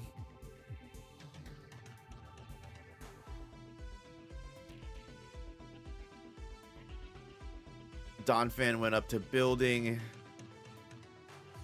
And then Porygon 2 was harmless. Like, even on the regular... Like, even on the regular tier list... Stantler technically ranks higher than fucking Mewtwo and Mew. Why? Like, why? So random. The legendary Pokemon might not compare to the deer. Just unfucking real to me. That's just one of those random ass fucking Pokedex fucking entries, dude. You know what? It had to happen eventually. And for how pitiful Johto has been, I'm glad it happened at Johto. You know what I mean? I love that the lore says it got nerfed too. Yeah, so true, right? The lore is saying it should be stronger. Stantler is Arceus's offspring, confirmed, literally. It's the only thing I can think of at this point. And then we're gonna have fucking Smeargle and Tyrogue and all these baby Pokemon coming up next. Like, dog, miss me with this shit. It is so crazy to me. A special fluid oozes from the tip of Smeargle's tail that can allow it to paint everywhere to mark its territory. It has a tendency to let its comrades plant footprints on its back. About 5,000 different marks left from this Pokemon have been found. I doubt, Smeargle fanatics will pay big money for different types of symbols. It's just a painter. It's just Smeargle is cool. It can learn any type of Pokemon move. I think it's basically it's basically a non-legendary Mew with fucking terrible stats. Like, I think that was the idea of Smeargle, because Mew could learn any move, right? I think that was Smeargle's idea, you know. But yeah, harmless Pokemon in the grand scheme of lore. And then you got Tyrogue. Smeargle can copy Roar of Time and Spatial Rend. Look, yeah, we were saying that for like, yes and no. Just, yeah, I see what you're saying, but no, I don't want to do that. I don't want to do that and say that it can copy Roar of Time and Spatial Rend and just say that that's how, that's not, yeah, no. That's cheating, in my opinion.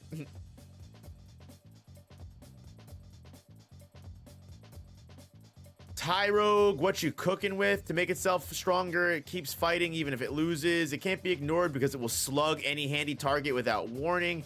It's a very strong competitive spirit, and to brush up on its fighting skills, it will challenge anyone. When raising this Pokemon, the trainer has to establish a rigorous training schedule. Yeah, I don't think it. I think unlike Hitmonchan and Hitmonlee, Hitmonchan was building level. Hitmonlee was city block. I think Tyrogue, due to not really having anything going for it, just because it slugs people doesn't mean it's actually killing humans. Tyrogue gets harmless, unfortunately. Tyrogue gets harmless. I don't know if Hitmontop is going to be street level or car level like Hitmonchan. Honestly, Hitmontop might, sadly, I don't know what let's see what Hitmontop gets from the Pokedex. Hitmonlee was able to get City Block from it, so if you become enchanted by its smooth, elegant dance-like kicks, you may get drilled hard. What a fucking statement. You may get drilled hard.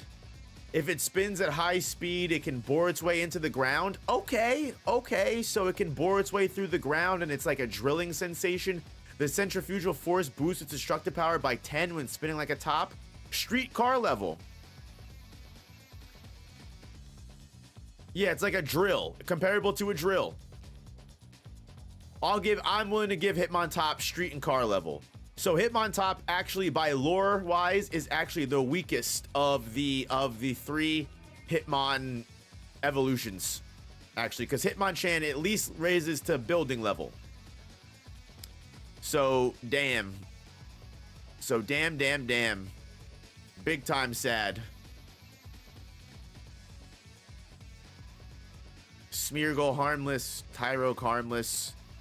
Hitmontop gets street car level, lower than Hitmonchan. Hitmonlee is the strongest. Pupitar is a pseudo legendary technically because Tyranitar is pseudo legendary, but no, it's not an actual legendary. All right, y'all. Stantler at Dimensional is just fucking sending me, dog. Just ridiculous. Just ridiculous.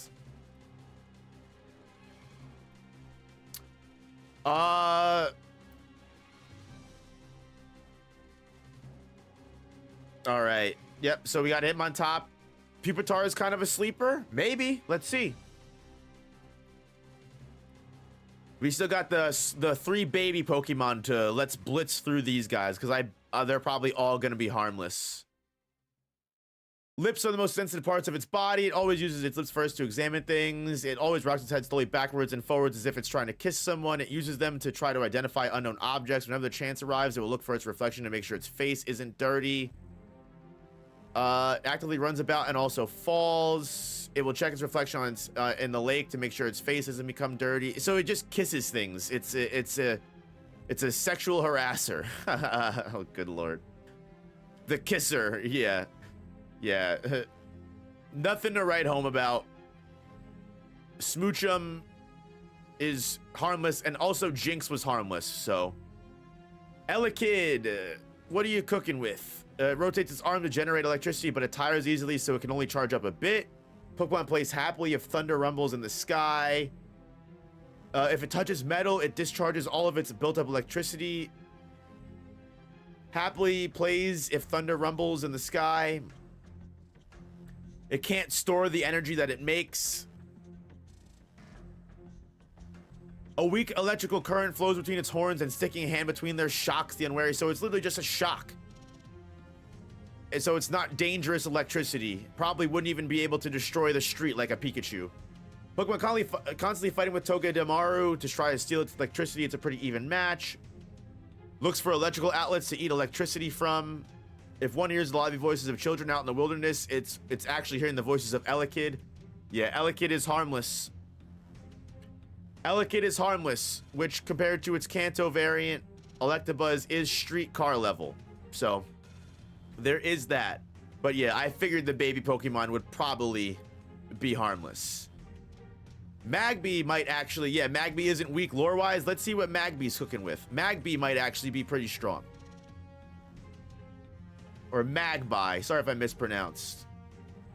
Each and every time it inhales and exhales, hot embers dribble out of its mouth. Its body temp is over 1,100 degrees, so don't estimate it. It's found in volcanic craters. Oh yeah, that's hot enough to get burned alive, I imagine, right? It's healthy if it's breathing yellow flames. Embers escape its mouth and nose. Feeding can get them excited, and they exhale flames of 1,100. I don't know if 1,100 degrees is enough to 1,100 degrees melt a car. I don't know if that's enough to melt a car. Tires melt at 1,100 degrees. A typical car can reach up to 1,500 degrees.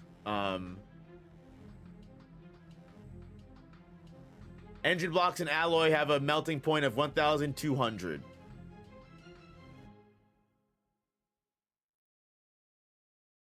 Just barely, just underneath car level.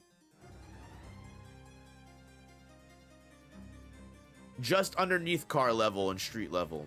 Well, actually, yeah, can it melt a street? Can it melt concrete?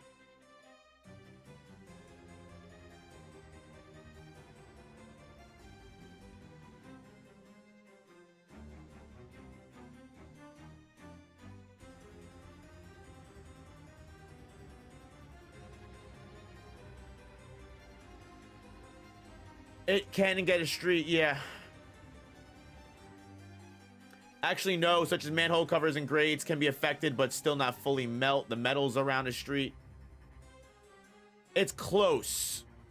It's close. Is it close enough, though? I'm willing to give Magby human level for sure. I don't know if it's... You know what? Yeah, fuck it. You're right. Yeah, I think that's enough. Street and car level. You're right. I think that's just enough. Magby actually is street and car level, weirdly enough, which funnily enough is the exact same level that Magmar is at. Magby and Magmar are at the exact same level of tier, which is funny. Actually, no, just because it's close, no. I think, especially because Magmar is just street and car, Magby is human level problem as a human level threat for sure, but it's not reaching street and car. It's like just at that level. But yeah, it's definitely better than all the other baby Pokemon, which are all harmless. Magby or Magby is the strongest baby Pokemon, so we can at least give it that, right? We can at least give it that. We're coming up on 4 hours, so let's push through these last couple of Pokemon. We're coming up on the legendaries and the pseudo-legendaries here. And then we got Miltank and Blissey. And I imagine Miltank and Blissey probably aren't going to be... Miltank might actually have some clout. I don't want to speak too soon.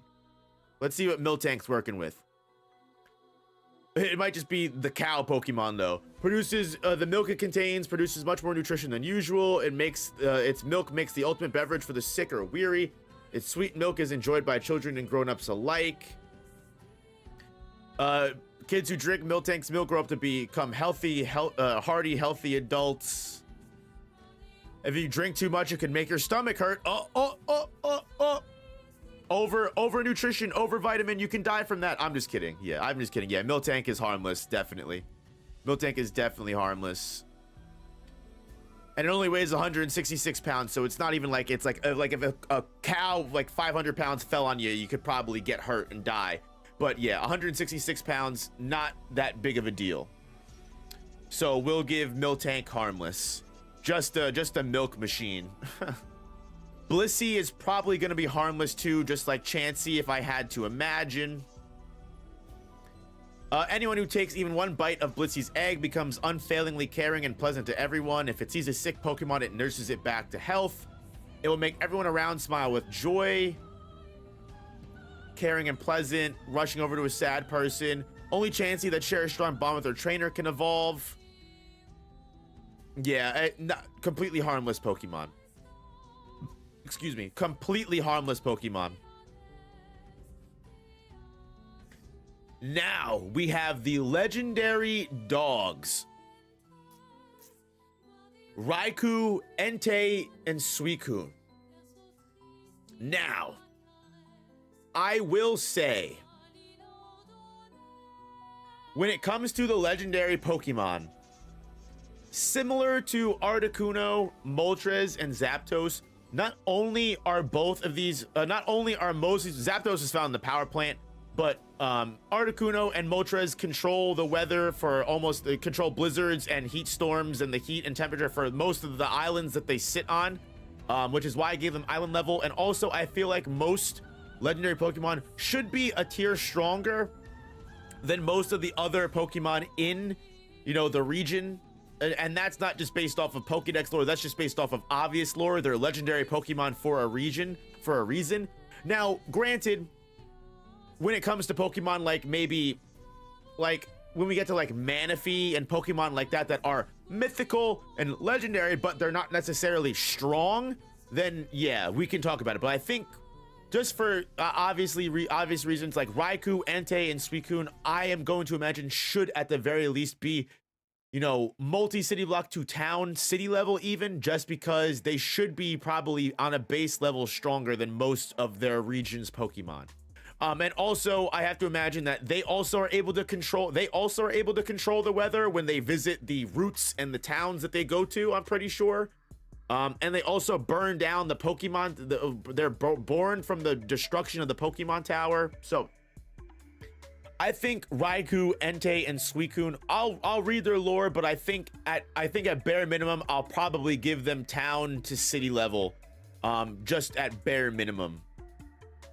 So don't get too mad at me if I do that, but let's see, maybe they get higher than that.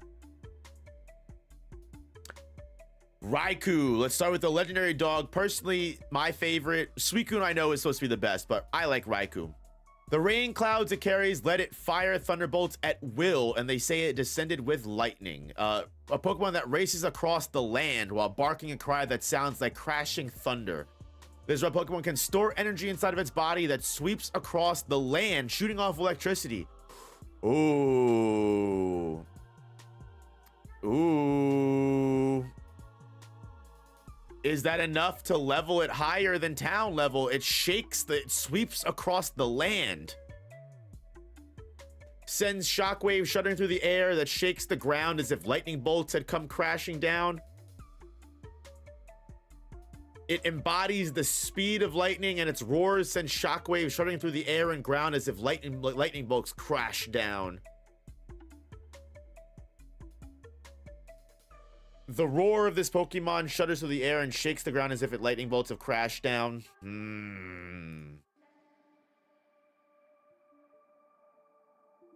Do you think that that would be enough to give, like, its energy shakes the land? I think that's enough to justify Raikou being town to city level, no doubt. It's also, it says to be lightning speed, so that's fucking fast as fucking, embodies the speed of lightning, so it's massively hypersonic, yeah.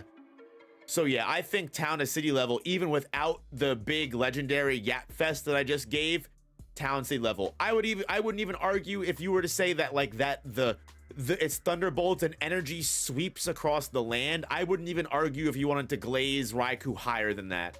But I think comfortably town to city level, guaranteed, without a doubt.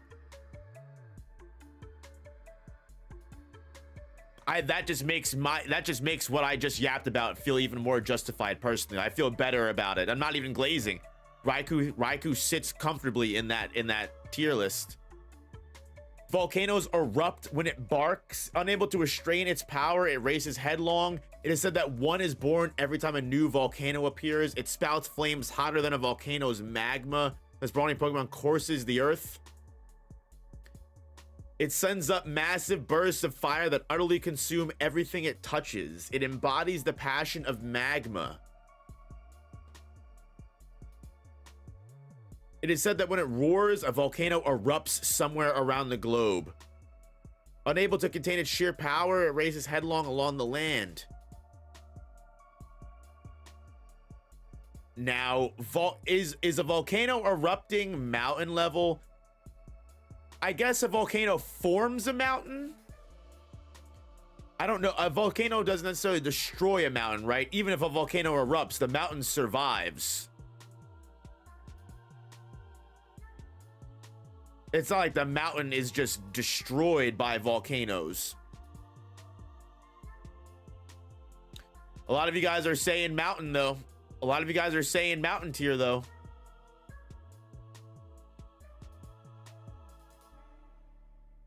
Let's take a look at Suicune. I'll move it up to mountain. Depends on the volcano. Depends on the strength of the eruption.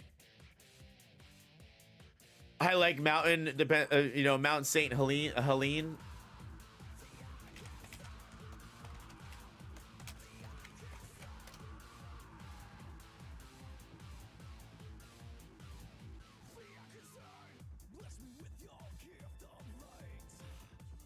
This event significantly reshaped the volcano and has provided invaluable scientific data.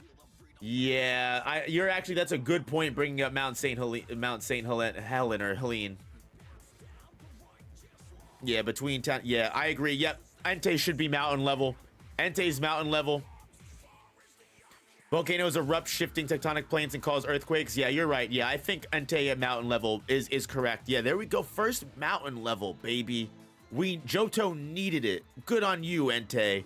Good on you, Entei. That's what I'm fucking talking about, man. Suicune, what are we working with? I changed my mind. Mountain level. I agree. Yeah, mountain level makes the most sense. Said to be the reincarnation of northern winds, it can instantly purify filthy, murky water. It is said that the north winds will somehow blow whenever it appears. It runs across the land with gracefulness. Yeah, this is, I think, this is, like I said, I think this is where I would need the, you know, the legendary glaze to just lift Suicune up to town to city level. Because, like, the Pokedex itself just talks about, you know, cleaning water. But honestly, similarly, it looks like they all are able to, you know, send their energy throughout entire lands. And we know, you know, in the games and everything, they run across all of the regions. So I'm comfortable giving, you know, town to city level for Raikou and Suicune, and then mountain level definitely for Entei. I wouldn't even argue if you just wanted to give all of the legendary dogs mountain level at bare minimum, right? I really wouldn't even argue with that and say that they're all comparable strength because they're meant to be. The Entei, Raikou, and Suicune are meant to all be comparable power. I mean, if anything, Suicune is supposed to be the strongest of the three. Right, so actually, yeah, I think that's enough to glaze, especially with Raikou having it can send its energy all across the land. I think if we're gonna give Entei mountain level, I think we can definitely push Raikou and Suicune that should be comparable in strength to mountain level as well. So I don't think that is that crazy to say, you know, Raikou and Suicune also get mountain level alongside Entei. That's my last, I'll throw that in for the glaze card, without a doubt. Suicune is the strongest. Suicune's meant to be the strongest, right? Suicune's meant to be the leader of the pack. I could be wrong, but either way, I don't want to get too bogged down on it because we're coming up on 4 hours, which is crazy that Johto actually had less Pokemon, but we spent longer on the stream. Maybe because we yapped longer. I got too comfortable. But yeah, the Larvitar line, the pseudo legendary of Johto for Tyranitar. What are we cooking with? For Kanto, we had town and city. For their pseudo legendary, what is Larvitar working with? Is Larvitar also going to be mountain level? I feel like they might be.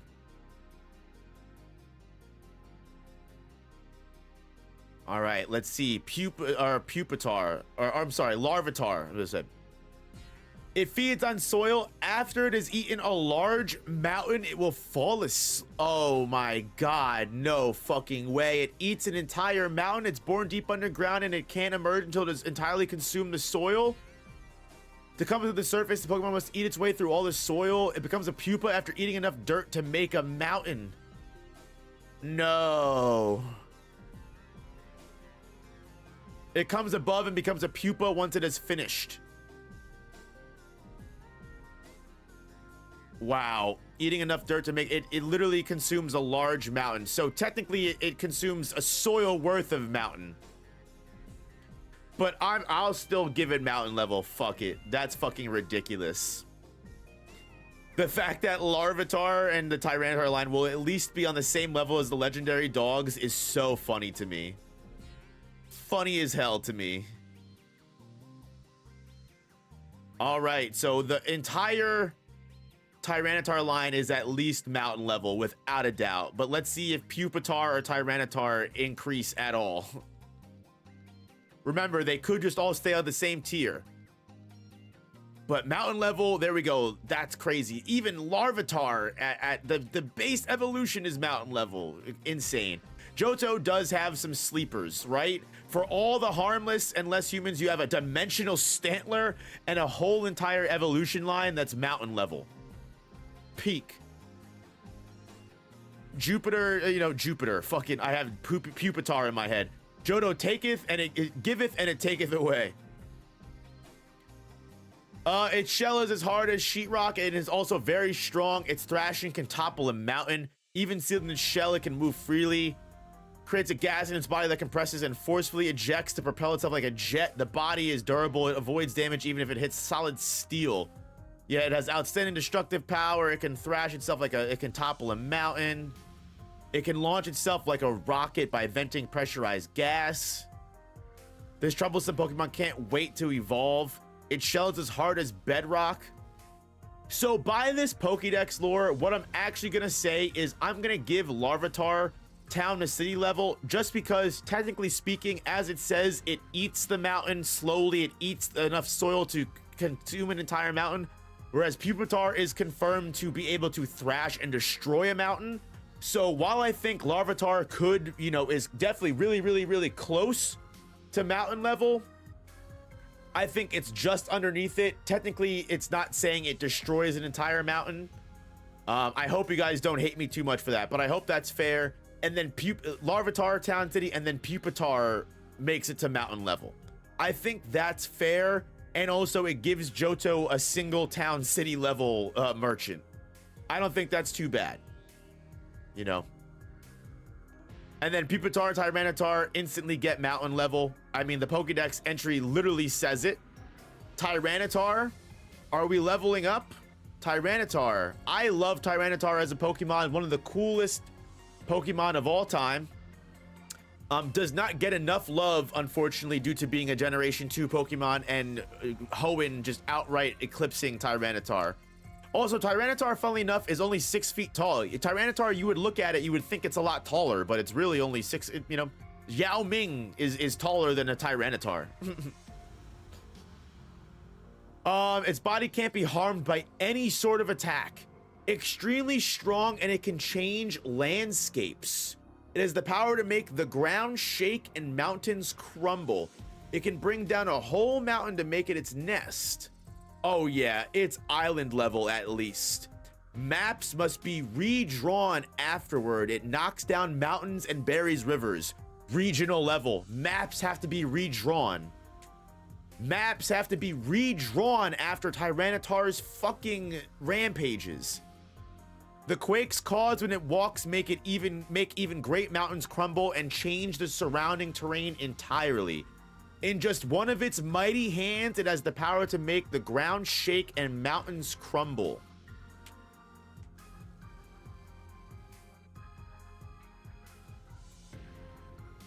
Wow. Yeah, the maps being... So I would have given it island level, but the fact that entire maps have to be redrawn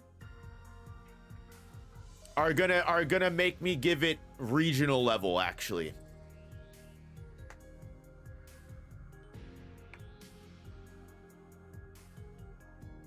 It's literally it makes mountains as its nest.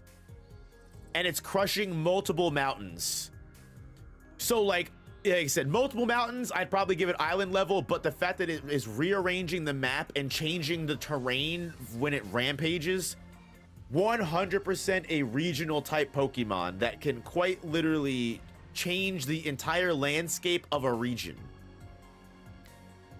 Actually, now that I'm thinking about it, I might actually just move it down to island level, because regional implies that Tyranitar is destroying the entire region, whereas just rearranging the landscape of the region is probably, so I would probably say island level is probably more suited. Regional is probably close, because like regional, like Mewtwo right now is on regional, and again, Mewtwo is still the strongest Pokemon of all time, even by the time of Tyranitar's lore. So I think island is okay. I think island is fine. I think putting it in island is reasonable. When we have a Pokemon that is like a Mewtwo that could destroy entire regions, then yeah, but I think map changing, while I want to glaze it to regional, again, it's not destroying an entire Pokemon region, it's just changing the landscape of the region. I mean, what if he rearranges it into a flat surface? I see what you're saying, but I think island level is already, you know, insanely powerful enough, right? Like, it could completely rearrange the Sevi Islands to a flat surface, but I don't know if it's completely capsizing all of... What if one Tyranitar is capsizing all of Johto? I like to think regions are pretty much continents. Yeah, exactly. I don't think one Tyranitar is capsizing all of Johto, but it might capsize an entire island worth of landscape.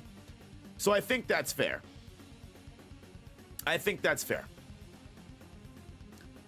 Now, when it comes to the final three Pokemon, Lugia, Ho-Oh, and Celebi. Now, Lugia is the strongest of these three of Articuno, Zapdos, and Moltres. So I almost want to guarantee the fact that Lugia should be a regional Pokemon. Regional Pokemon like the three birds. But also at the same time, I don't want to count out the fact that Lugia could just be island level like the birds at the same time. So at the very least, we know Lugia is coming in guaranteed at island level alongside Tyranitar. But let's read Lugia's Pokedex entry and see if maybe we can boost it up to a regional level threat.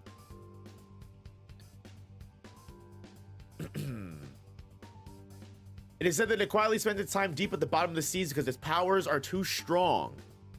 It is said that Lugia appears when storms start. A light fluttering of its wings can blow apart houses, and as a result, this Pokemon chooses to live out of sight deep under the sea.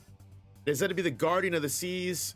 As a result, it sleeps in a deep sea trench, and it flaps its wings. It can cause a 40-day storm. All right, yeah.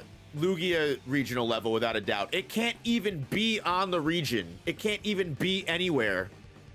It can't be in civilization. It has to hide underground, underwater, because it's so strong it will destroy anything and cause a 40-day storm with its wings. So yeah, Lugia is 100% no doubt regional at all. 100% regional for sure. Fully regional. I don't think that's a problem at all. So yeah, love that. And now for Ho-Oh. Said Ho-Oh lore ain't looking good. Well, Ho-Oh is at the very least mountain level due to being at the same power as due to being the, you know, the leader, quote unquote, of the legendary dogs, the one that revived them. And Ho-Oh is, I think Ho-Oh might even be regional level too. Personally, I think Ho-Oh and Lugia are almost equal in power, but let me read this lore.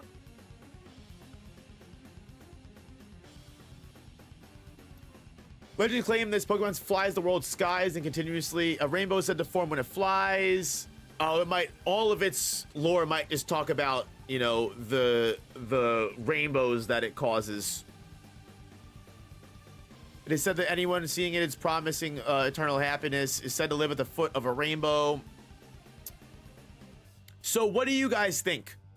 Would you say that, so what do you guys think? Would you put Ho-Oh at the same as like island level? Because obviously, again, Ho-Oh is going to be not only stronger than the legendary dogs, Ho-Oh is definitely stronger than the legendary birds Articuno, Zapdos, and Moltres due to being at least equivalent to Lugia. Now, I guess the question is, do we think Ho-Oh with its Sacred Fire, which is supposedly one of the strongest fire attacks of all time, but again, we don't want to give Pokemon moves the reason for clout. Do we think Ho-Oh is equal to Lugia, or do we think Ho-Oh makes more sense as island level? What do we think, guys? Honestly, I would default to what you guys say. I'd say Ho-Oh is equal to Lugia since their counterparts are at least, since their counterparts maybe island level at least. Yeah, lore-wise, between island and regional, yeah, that's what I kind of feel. Equal makes sense. I feel like Lugia and Ho-Oh are meant to be equals in power, right? I feel like that's almost like implied. Yeah, I'll say that Ho-Oh and Lugia are equal. Yeah, everything makes sense. Or it's between island and regional. So I won't be mad if people think that I'm glazing here and think Ho-Oh should be island. But yeah, I agree with the equal status to Lugia. I think they should both at least be regional threats. I feel like bringing 3 mountain level Pokemon to life has to bump them up some points. True, good point. Yeah, at least regional level for sure. And last but not least, we have Celebi. Now, Celebi, I know, is able to travel through time. However, I don't know, just like actual threat-wise, is that really a problem? It might, Celebi might actually be a harmless Pokemon. Records describe it as a forest deity that can be found from many different eras. It's thought that so long as Celebi appears, a bright and shining future awaits us. It has the power to travel across time, but it only appears in peaceful times. Like, Celebi should at least be... Like,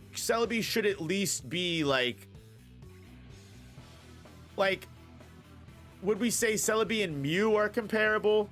I feel like putting Celebi as a regional threat is wrong, because not for nothing, I feel like even going into consideration of like actual Pokemon movies and anime and video games, Celebi is always on the run. Celebi doesn't fight. Like, Mew can fight against Mewtwo. That is a solidified fact, right? Mew and Mewtwo have fought against each other multiple times in the movies. Celebi is almost always running away, hiding, running, fleeing. It only shows up in peaceful eras. It's time traveling, and it's going to time travel to run away from fights.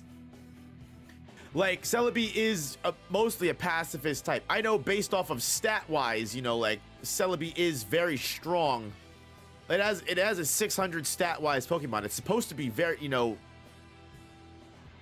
it's like, but lore-wise, is Celebi actually a strong Pokemon? It's legendary, but it's legendary because it can travel through time, and there's probably only one or very few Celebis in existence.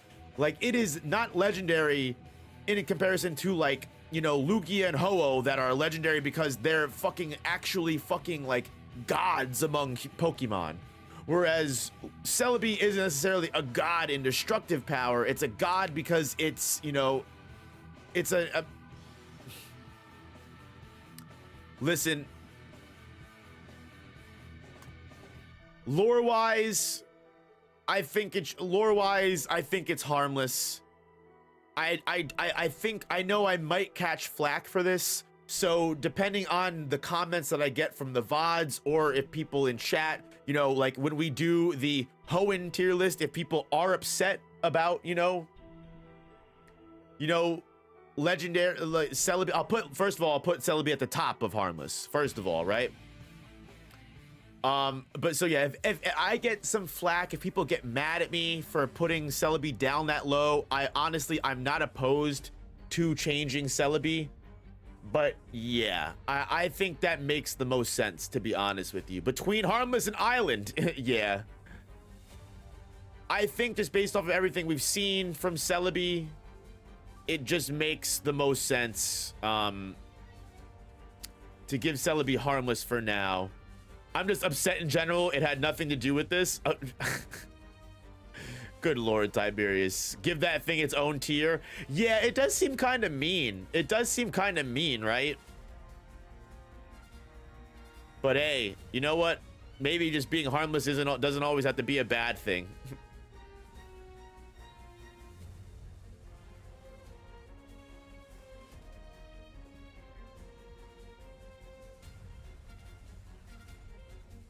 And then Celebi at top of harmless. It could use time travel. Butterfly, it could be stronger. Yeah, the butterfly effect is pretty OP. All right, guys. So here we are.